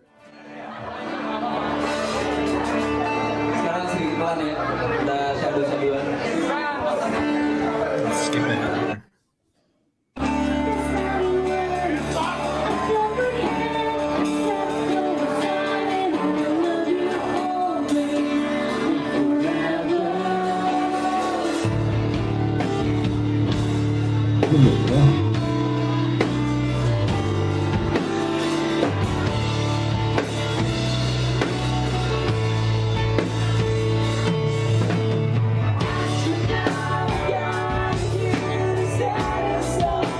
That looks like Tony Molina on the guitar. You know who Tony Molina is? The name's familiar, but I can't picture him or tell you what he does. He's a singer-songwriter. He's better than anything on Drive-Thru Records, I'll say. Okay. All right. Should we move away from Screaming Infidelities, or should we just dig in deeper? I've got a ukulele cover here. Ooh, let's get away from Screaming Infidelities. Let's see here. We've got Quarantune Part 2. That doing a cover of Dashboard Confessional's Swiss Army Romance. Sleep with all the lights on. You're not so happy. You're not secure. And you don't look cute in your blue jeans. But plastic just just like everyone, just like everyone. And the face you paint is fresh, impressing most of us as permanent. And I'd like to see you undone. College night will draw the crowds. Turns on. I did not enjoy her voice. No, I didn't either. Okay, here is this week's entry from Skylar, aka Make Believe. As always, follow him on Twitter at Make Believe Music. And this is, oh, yep, I asked for Screaming Infidelities. No surprise there.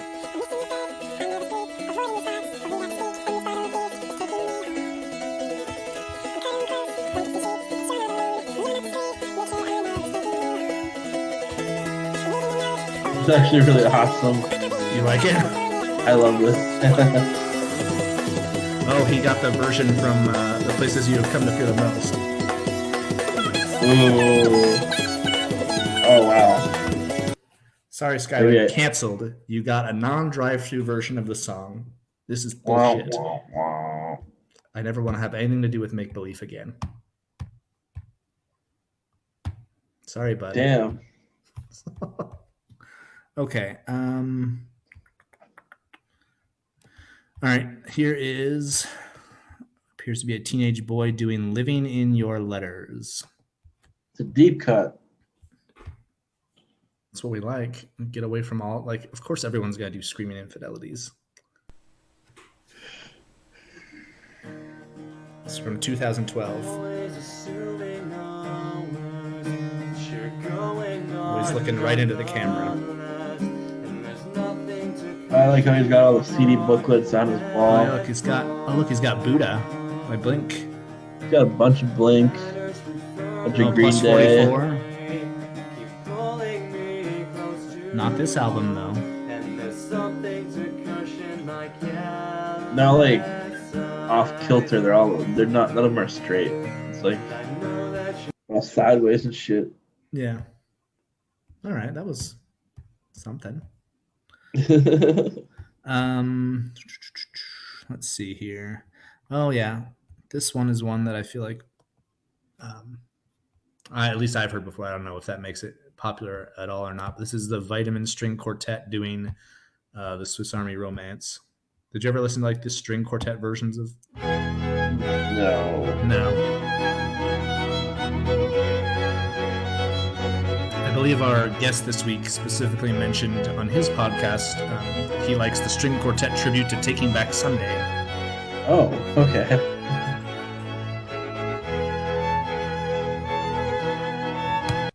So I definitely remember being in college and listening to things like that while trying to do homework. I was gonna say, yeah. Was that your go-to study music? Yeah, for sure. Nice. Okay, we're because I am a host of this podcast, I am allowed to go off of the drive-through book, unlike Skylar, aka Make Believe. I found this a cappella version of Hands Down by the Harvard Low Keys. Harvard Low Keys. So a bunch of nerds covering Hands Down, I guess.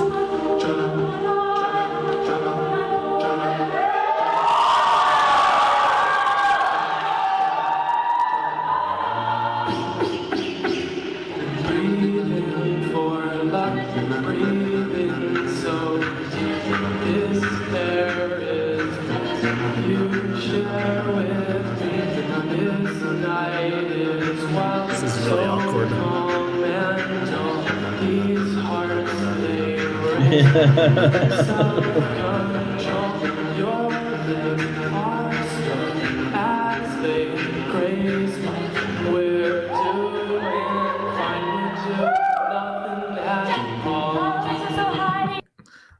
Well, guess that's what you get. You think that dude got laid for the first time after that? No. Do you?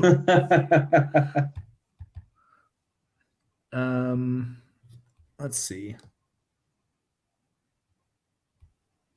That was better than the Taking Back Sunday acapella we watched way long ago. Now, I agree. Now, here's another one that's not from a drive-through album, but it is from one of our favorite people, Jer Asuncion. I don't know if you remember him or not. I think so. He's from the Philippines, and here he's doing Vindicated. Oh, yeah, this guy rocks. Doesn't have a care in the world. No.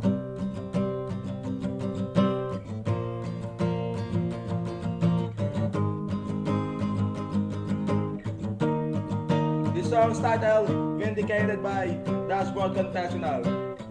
I hope that is copyrights. He doesn't have the copyrights. It's important to know. Tangles on a string, like slow spinning redemption, winding in, winding out, the shine of it has caught my eye. It has gone, mesmerizing, so hypnotizing. I am captivated. I am vindicated. Yes. I am selfish. I am. Yes. I am right. I'm That was an swear I'm album, right. man. Swear I knew it all along, and I am flying. Oh, But it's so good. Bleeding up so well. It's I'm just waiting for one of his like mom or his sibling to bang on the door like, "Hey, shut the fuck up."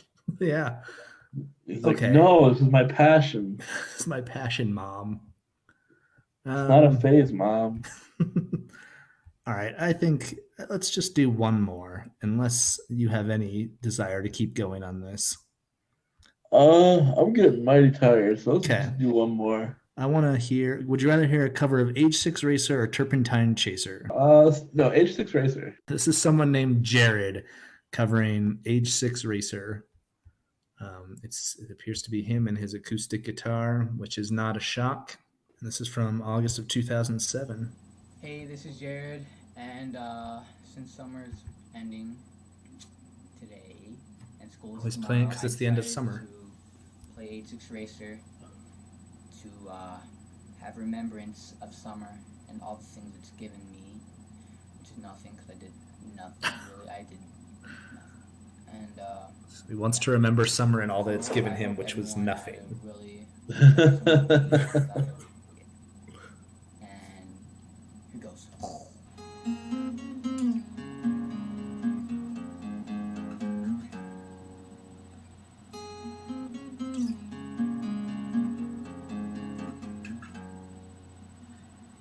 So long, sweet summer. All right, should we do our final thoughts while Mr. Jared plays us out here? What is your final thought on Dashboard Confessional, the Swiss Army Romance? This album holds up. I agree. Yeah. But I don't want to listen to it ever again. Okay, I guess that's It was fair. worth revisiting Uh-huh. the material itself, but not with revisiting the feelings that came along with it Okay. when I first heard it. All right, that's. I think that's fair enough. I think I'll revisit it. I think it still really holds up, and I mean, fuck Vagrant Records. Sure, why not?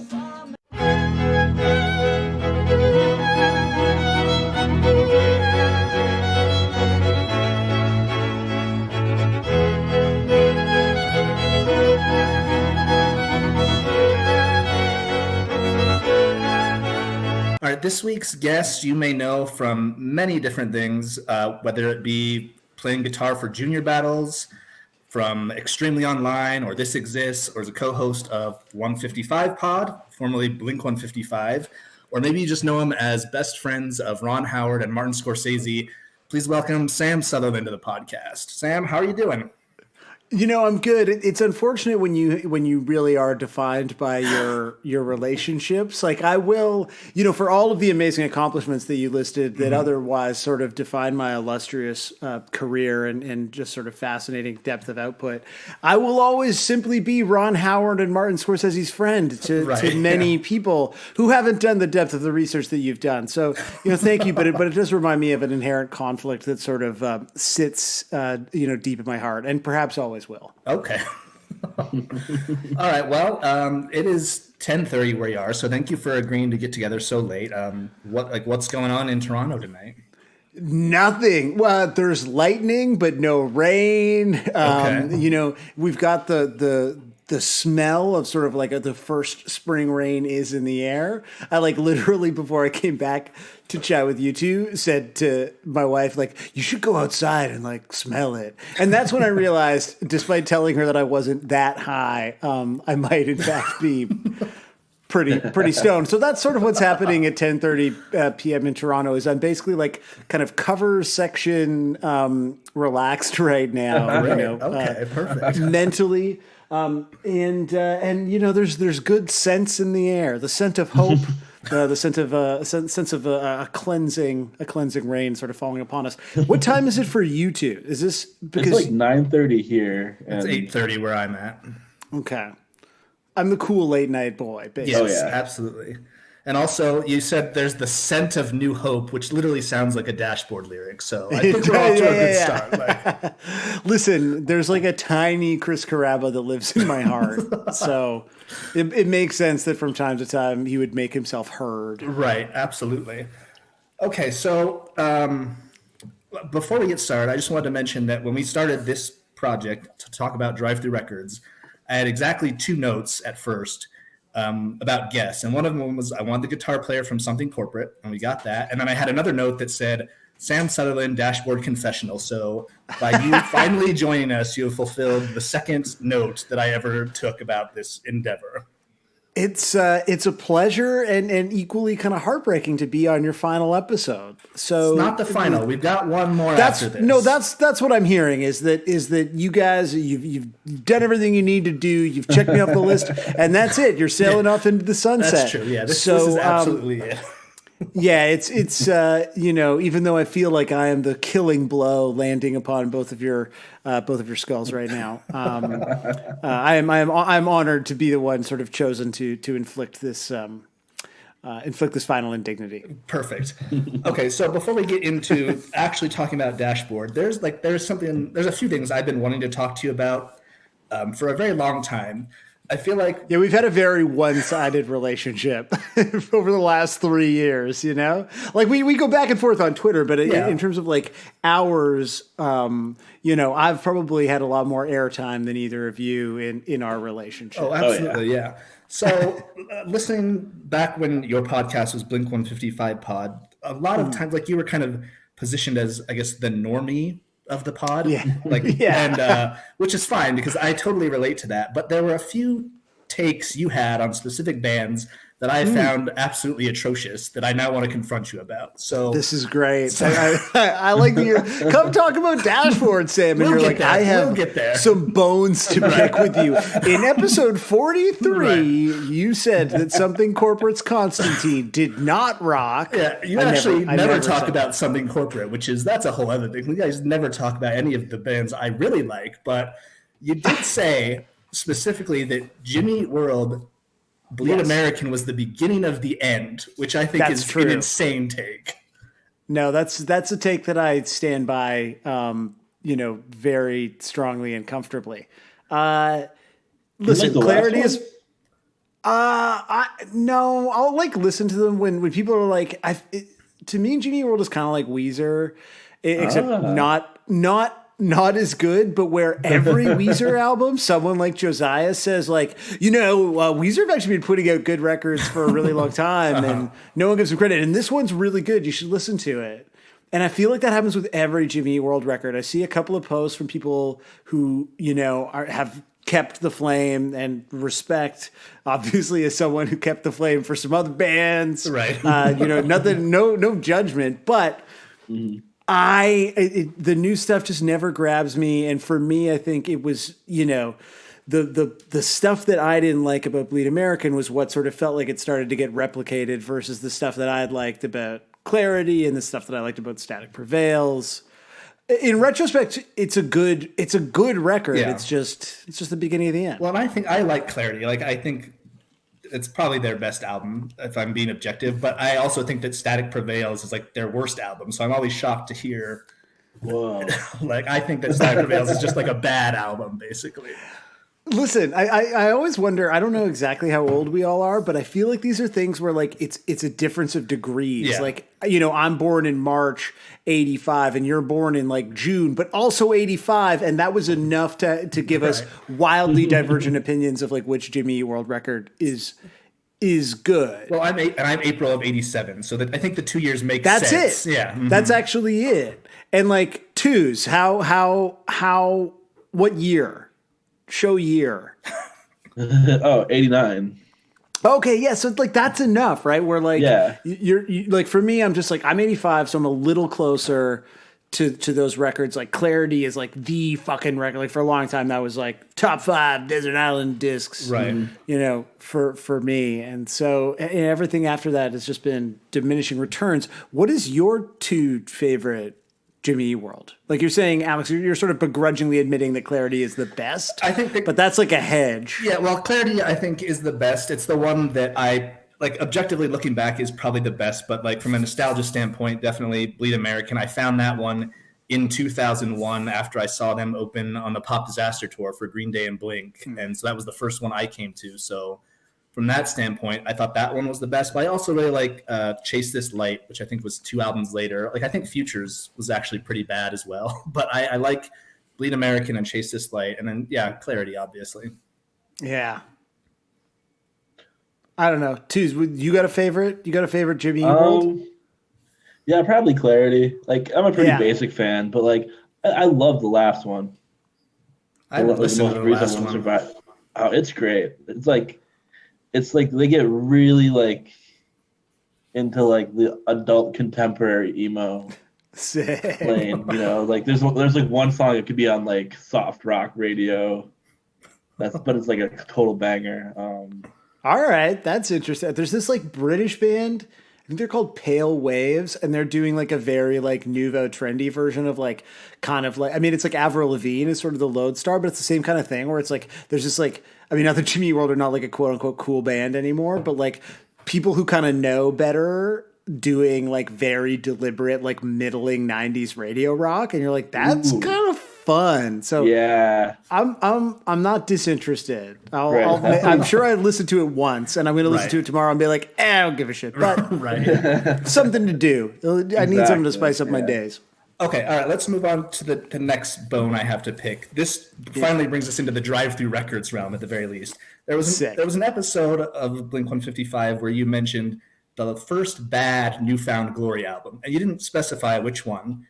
We interacted on Twitter later, and I was praying that you were talking about Coming Home or maybe Radio Surgery, but you were talking about Catalyst, which is honestly maybe the most offensive thing you've ever said on Twitter, was to call Catalyst the first bad New Found Glory album. Yeah, that record is not good. That has Truth of My Youth on it, right? Yes, yeah. So here's what's so fucked up is that Truth of My Youth is like a top 5 New Found Glory song. I think it is so sick. In my mind, that's like what I always want that band to sound like. Okay. And the rest of it's so bad.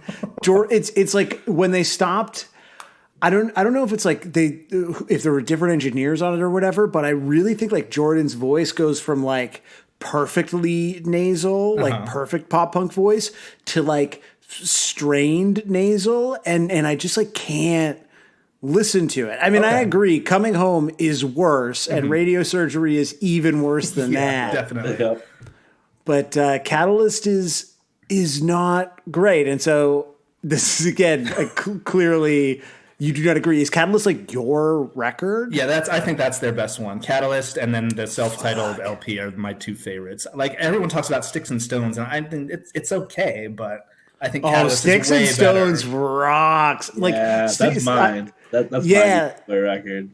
Like self-titled is like the first one I got, and I remember like loving it, and it's fun, and like I probably still play it like maybe every couple of years. But Sticks and Stones, like there are songs on that like make it onto like every summer. There's like 5 New Found Glory songs on a playlist that I'm making from that record. Like Singled Out, where you like finally get like Chad doing like, you know, get the Shai Hulud vibes going. Sure, the little like 8-bit ass intro, like that record is extremely sick. Okay.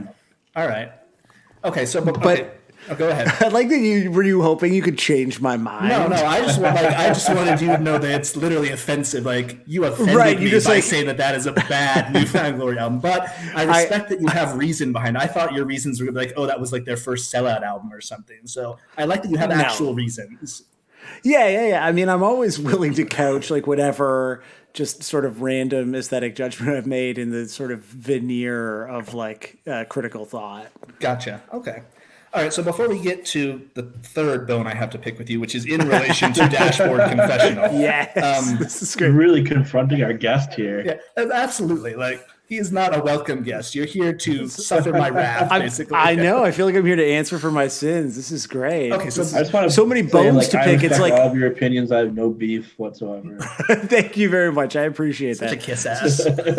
It's like grave robbing all these bones, eh? Exactly. Okay, so before we get to that, and maybe this is kind of a bone to pick, but on your podcast, you guys have talked a lot about other record labels. Like Josiah talks about Tooth and Nail. I know you guys have mentioned Vagrant, Victory, other records.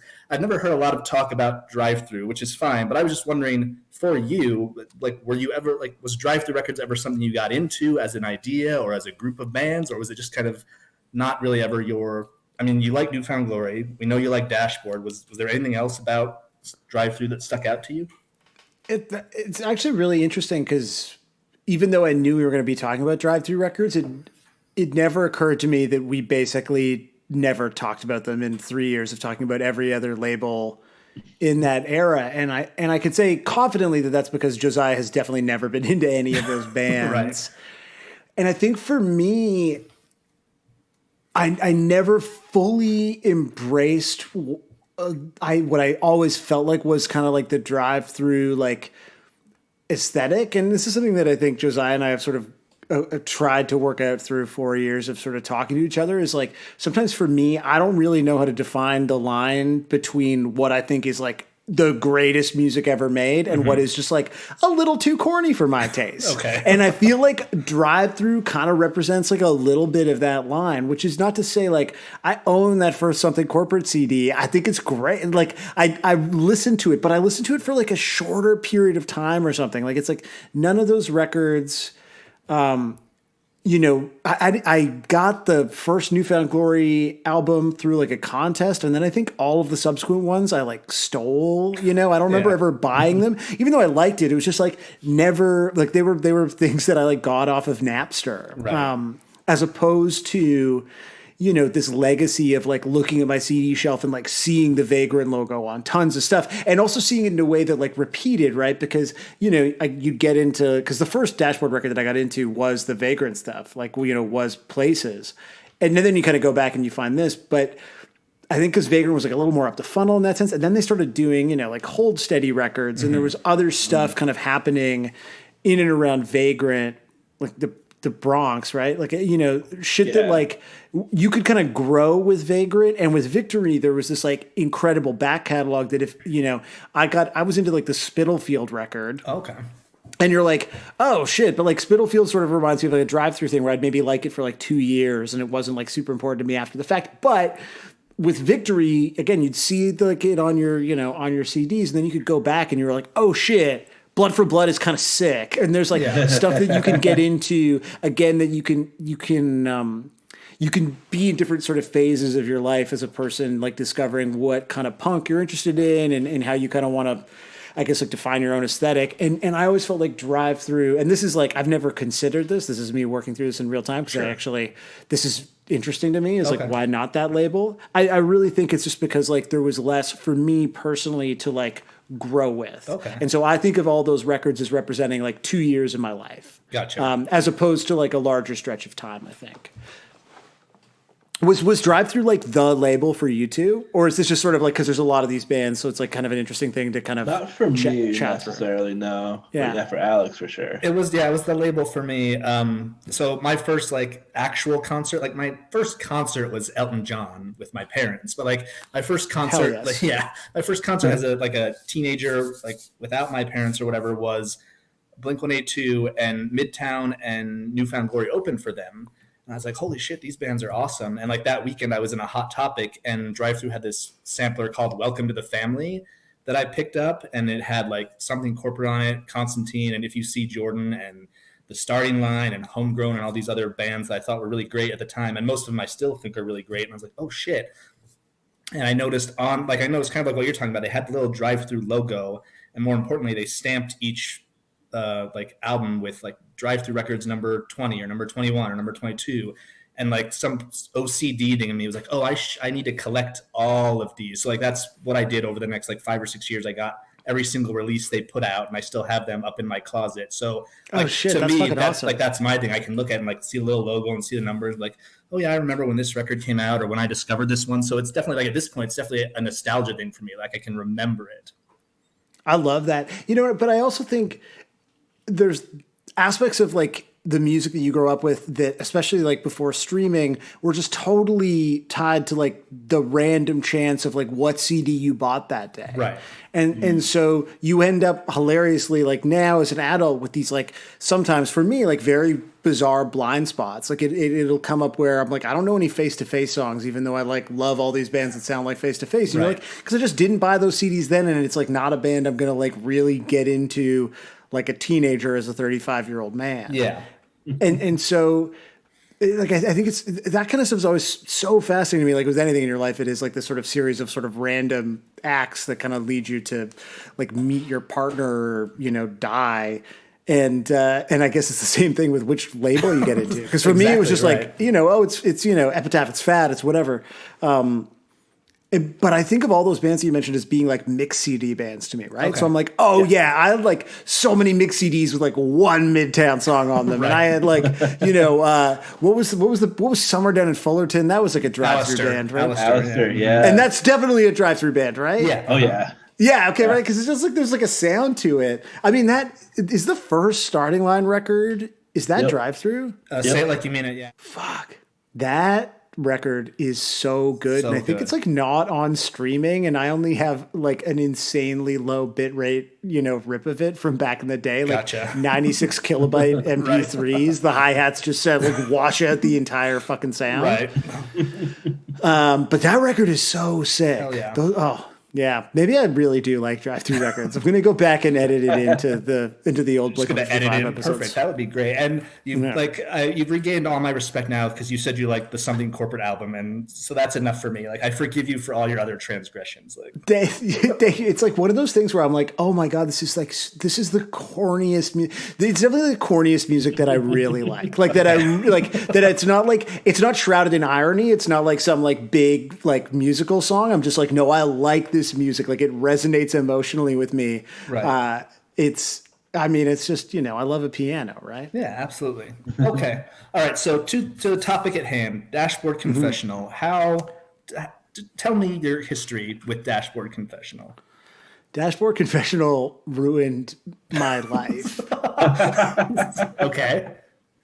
I have a very like gut reaction when in the context of Blink 155 or 155, we end up in the acoustic guitar section because like I was that guy. And for the most part, I like take a degree of pride in essentially being like kind of, for better or for worse, like the exact same person today that I was like 20 years ago. Sure. Like for the most part, like values not really changed, taste in music not super evolved, but like, you know, you take the good with the bad, right? Like for the most part, I'm like, okay, I can live with myself.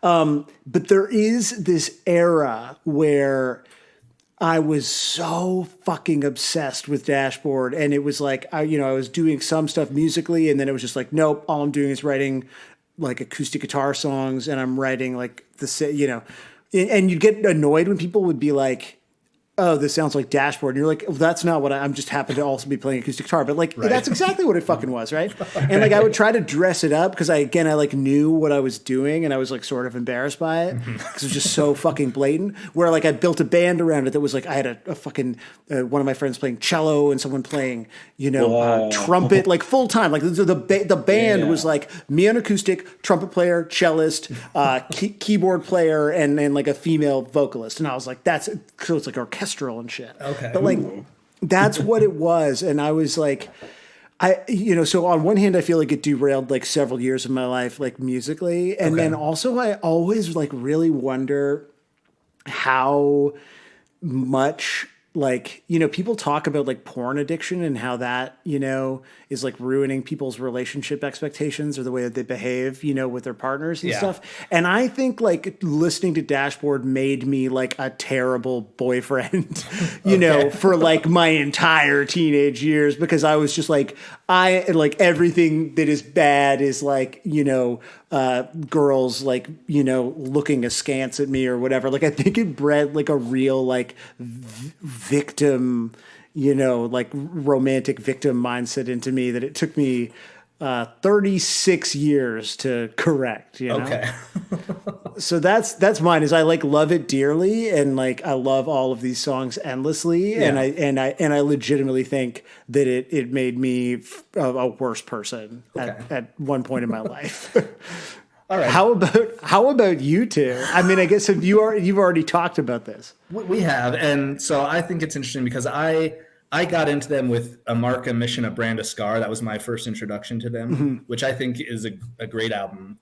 And that's like the final like bone I have to pick with you is that you claim that The Places I've Come to Fear the Most, or you have come to fear the most, is the best Dashboard album, which again I think is just a dog shit take. I'm sorry. Like, listen, this is some real like 1987 energy that I'm getting from you right now, unfortunately. I would imagine. So if you could just let 1985 run things for a minute here. It is what does A Mark, a Mission even have on it? What's like the Hands Down? the big yeah, but it's like the even again more overwrought version of it. Like, I mean, there's like that's something every Dashboard record has fucking Hands Down on it. It's like it's literally on all these other albums that we're talking about. Like, my man knew that he had a good thing going. Right.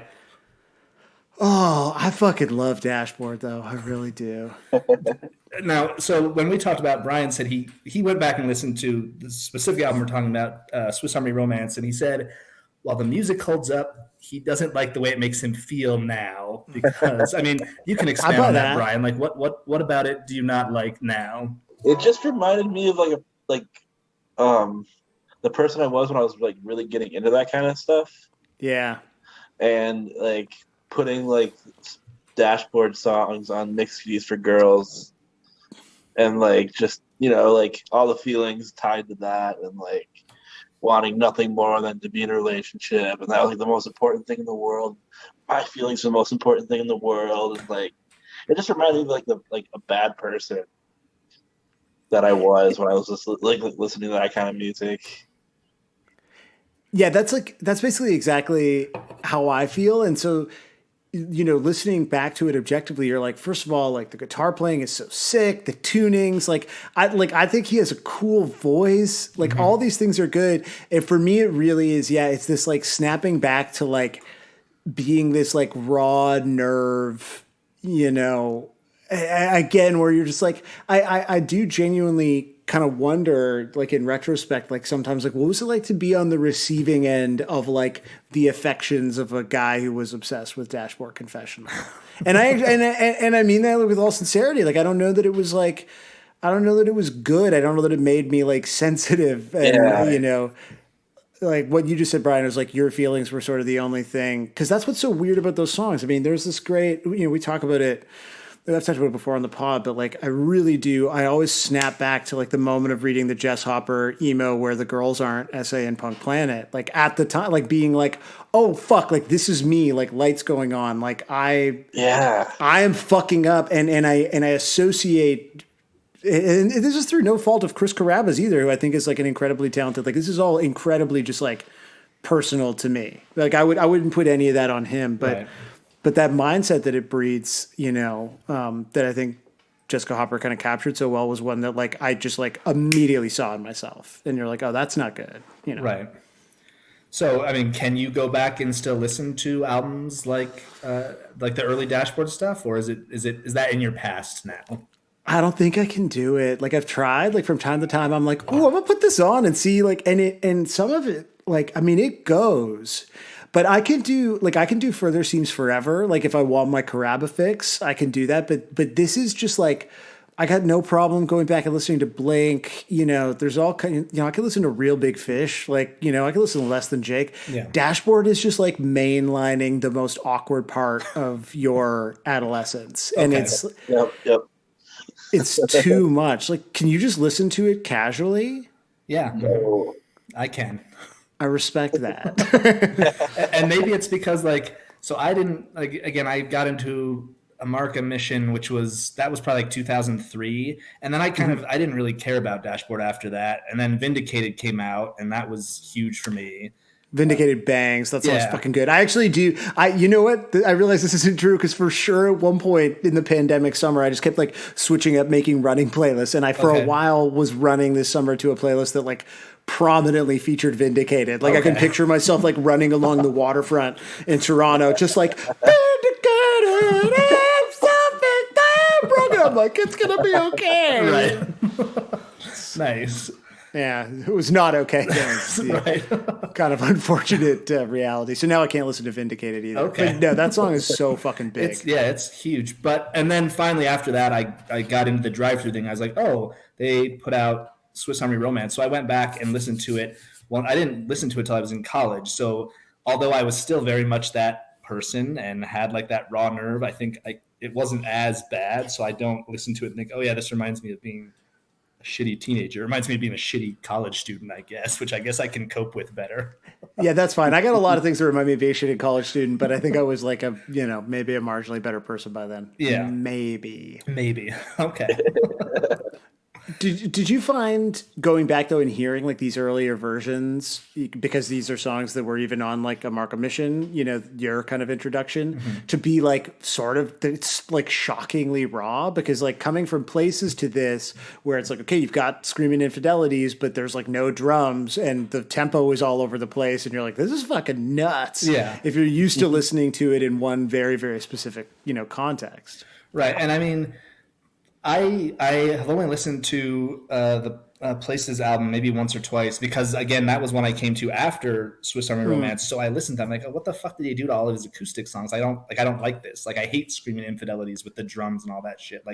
I like just him and the guitar, basically, as far as these songs go. Now he got good. I like A Marca Mission. I like The Shade of Poison Trees, and those are all full band albums. But as far as any songs where there's crossover between these two records, I prefer the acoustic version versus the Vagrant stuff, I guess.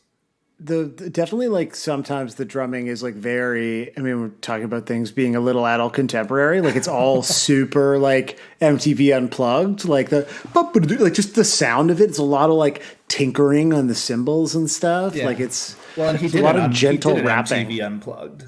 Yeah, which is just campfire sing-along vibes. Right, yeah, exactly. I think it's the other thing is I worked at a children's summer camp and played a lot of acoustic guitar with a lot of kids, and I also find that to be a deeply embarrassing part of my life. Would you play Dashboard for these camp for kids? sure, or because teens loved Dashboard too, so you'd be sit around singing fucking Hands Down with teenagers. It's weird. Yeah, that doesn't sound great, I guess. There's a lot of amorous stuff that you don't really notice until you're in the middle of it, Right. Yeah. Okay, so with the Swiss Army Romance, so you had not listened to it in probably a number of years then, is that fair? No, and Swiss Army Romance was always the only Dashboard CD that I owned was Places. So this album existed to me as with all drive-through records apparently as mixy D stuff. Okay. So you'd have just 20 Dashboard songs on a CD that you'd shuffle hanging out on the porch of the cabin at camp. Gotcha. Okay, so all right. Well, the big one for me, I think, from this one was Screaming Infidelities. I think at the top of this episode, I said it's for whatever you label Dashboard as. I think that's the perfect version of it. Totally. Yeah. So you would agree that that's kind of the hallmark song for this idea. I feel Screaming Infidelities is basically the thesis statement of Dashboard. There's a reason why this is a song that lives on forever. And even just now, as I pulled up the track listing to kind of have in front of me while we're chatting, I'm oh yeah, this is the only song that has its own Wikipedia entry, Right. So again, to me, if you think about what is really the sort of rawness of the emotion that gets kind of like bottled up in these records is the thing that like maybe made us all into teenage psychos. But like, ultimately I think that the reason that song works is because of the like, again, the crazy tuning, the stuff that he does with his voice, like, it reminds me a lot of what I like about Matt Skiba, right? Which is you have this like very interesting, lot of character in your lower register, and then this like verge of like absolutely blowing your top kind of upper register. And they both do that a lot, where it's like the final kind of lift, as opposed to being a key change, like you just absolutely just go up fucking 12 notes, and it's like, as opposed to 3. And and so I think like that lift, the way that comes into that song is just like, that's the tune, Yeah, for sure. So, I mean, kind of what you were talking about, I mean, you said it ruined your life and made you a shitty boyfriend. Do you think, outside of just you, do you think Dashboard has done more harm than good to society? I wonder, man, just look at Age 6 Racer. God damn, this record is so good. Yes. I'm gonna go and like, I am gonna really like listen to this all day tomorrow and have like a horrible, strange time that I'll blame you both for. But I feel like Dashboard sits in a spot that's not unlike, bands like Grade and Refused, where like it's to say nothing about the actual like art itself, but ultimately maybe the things that it led to were not good. Like, all of the bands that try to sound like Refused are not good. I think there might be some disagreement on this call, but all of the bands that, sound like Grade to me are not good. And I think that like probably what is in Dashboard Confessional's wake is like, I don't know that the influence is like people experimenting with tunings and, like other things that are interesting about it. I think, or like, maybe like genuine introspection. Cause I also think like, I like, again, none of this is to sort of disrespect what I think was like all very sort of genuine, shit from Chris Carrabba. But I just sort of feel like, is the like at best scenario that you're like, me or Brian, and you're like, okay, like I can recognize that it's good, but like it reminds me of like being shittier and more selfish. Because is the worst version of that someone who hasn't even realized that it made them shittier and selfish? Right. Like, or you could be the kind of person that like relates to the first Glass Jaw album, which is like way, way worse. Yeah, exactly. It's like there's a lot of, look, pick your poison. This one's not necessarily deadly. Yeah. I just don't know, like, when I look at, subsequent covers of like alternative press in the wake of this and the stuff, like Never Shout Never and things that I've made fun of in the past, like, I don't know that I can point to anything that I think is good that was influenced by Dashboard, with exceptions. Like I like Taylor Swift and she fucking loves Dashboard. So like maybe that's maybe the one good thing we got out of Dashboard was, Taylor Swift, It's pretty good. If that's his fucking legacy, like right on, man. What do I have? Yeah, so when we were doing this, we have a cover section, much like your podcast. I was really hoping that I would find a YouTube video of you playing one of these songs, but alas, it didn't seem to be out there. I'm the perfect age where like I got to enjoy the internet as a way to like connect with people and as a way to eventually do projects like this. And there's nothing truly fucked up on the internet of me that I didn't put there myself, like knowing that right, like it could be a thing, right? Yeah, like nothing. The worst thing that I've done on the internet is do a podcast for 4 years. Right. There's no video because nobody had like. There's no video of me singing my heart out at Holy Joe's in Toronto, like just belting Age 6 Racer, You're saying that did happen? What I'm saying is like all of these things occurred. They just occurred before anyone had cell phones. And I'm like grateful in ways that I think maybe even I haven't been able to fully comprehend. It's the 1985 advantage, I guess. Honestly, that's what we call it. Okay. Well, again, thank you so much for being here. I didn't want to make you feel too guilty, but we did expand our first season by like 4 weeks, specifically waiting for you to accommodate me. Exactly, which is fine with me because we got to talk about 4 more drive-through albums. So which were the bonus albums that my insistence on adhering to my rigorous schedule allowed you to discuss? Alistair, what was the Alistair record called? We did Last Stop Suburbia, and that's the one with Somewhere on Fullerton. Yeah. Okay, yeah. And we did the I Can Make a Mess Like Nobody's Business. Oh, yeah. I remember that band. And then we did Socratic Spread the Rumors, which is like a really late era drive-through release. Okay, cool. And then the 4th one we did was... I honestly don't remember now. This is the only episode that matters Homegrown, now. I think we did Homegrown, Kings of Pop. Yeah. What was the Homegrown like jam? Kiss Me, Diss Me was a big one, which is super problematic. And then there was another one. That whole album did not age very well. It should be canceled. Like, it's some things it's just fine to just like not dredge up. There's a really good essay in the Hanif Abdurraqib, They Can't Kill Us Until They Kill Us. So Jesus Christ, my brain. Sorry, it's now I'm shutting down mentally and can't remember the names of books. But anyway, the Hanif Abdurraqib essay book where he talks about going to a Cute Is What We Aim For reunion show and just being like, damn, these like literally like, because I feel like all their songs are like, you're asleep but I'm kissing you anyway, like real, like not like, oh, too raw and emotional, but like, oh, literal songs about sexual assault. Right. That sucks. Yeah. I'm glad that I missed that. Not that I don't have an incredible number of problematic faves, as the kids say. Yeah, for sure. Okay. It happens to the best of us. But no, thank you. I mean, listen, like I, for some reason, have not had enough opportunities to talk about Dashboard, despite having, 4 years of a, pop punk podcast under my belt. So to be able to come here and basically just say that like Dashboard Confessional is the reason that I've like brewed is, pretty crazy, a pretty crazy thing for me to do. So I appreciate being given this platform. So last question. Do you think you would ever suggest a Dashboard song for your 155 pod? Would that ever qualify for anything you'd want to talk about or hear 100 people do a cover of?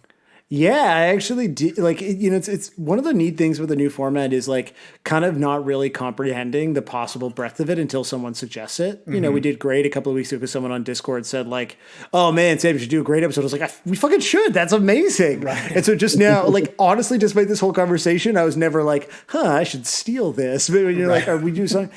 Absolutely. I would love to also get Josiah's take on, I would love to hear what he has to say about any one of these songs, really.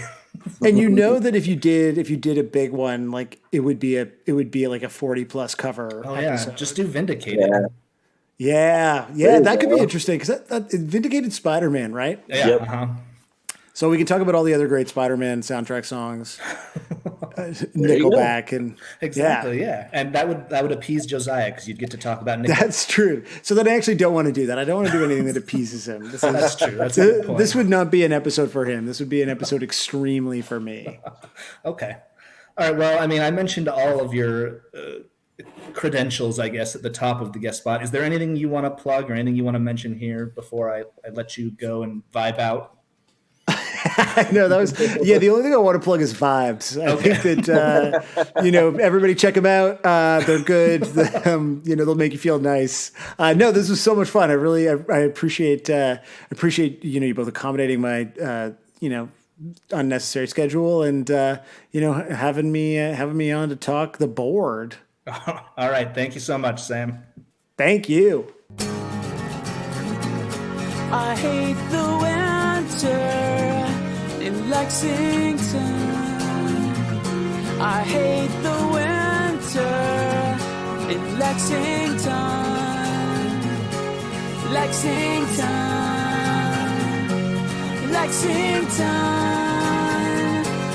Lexington.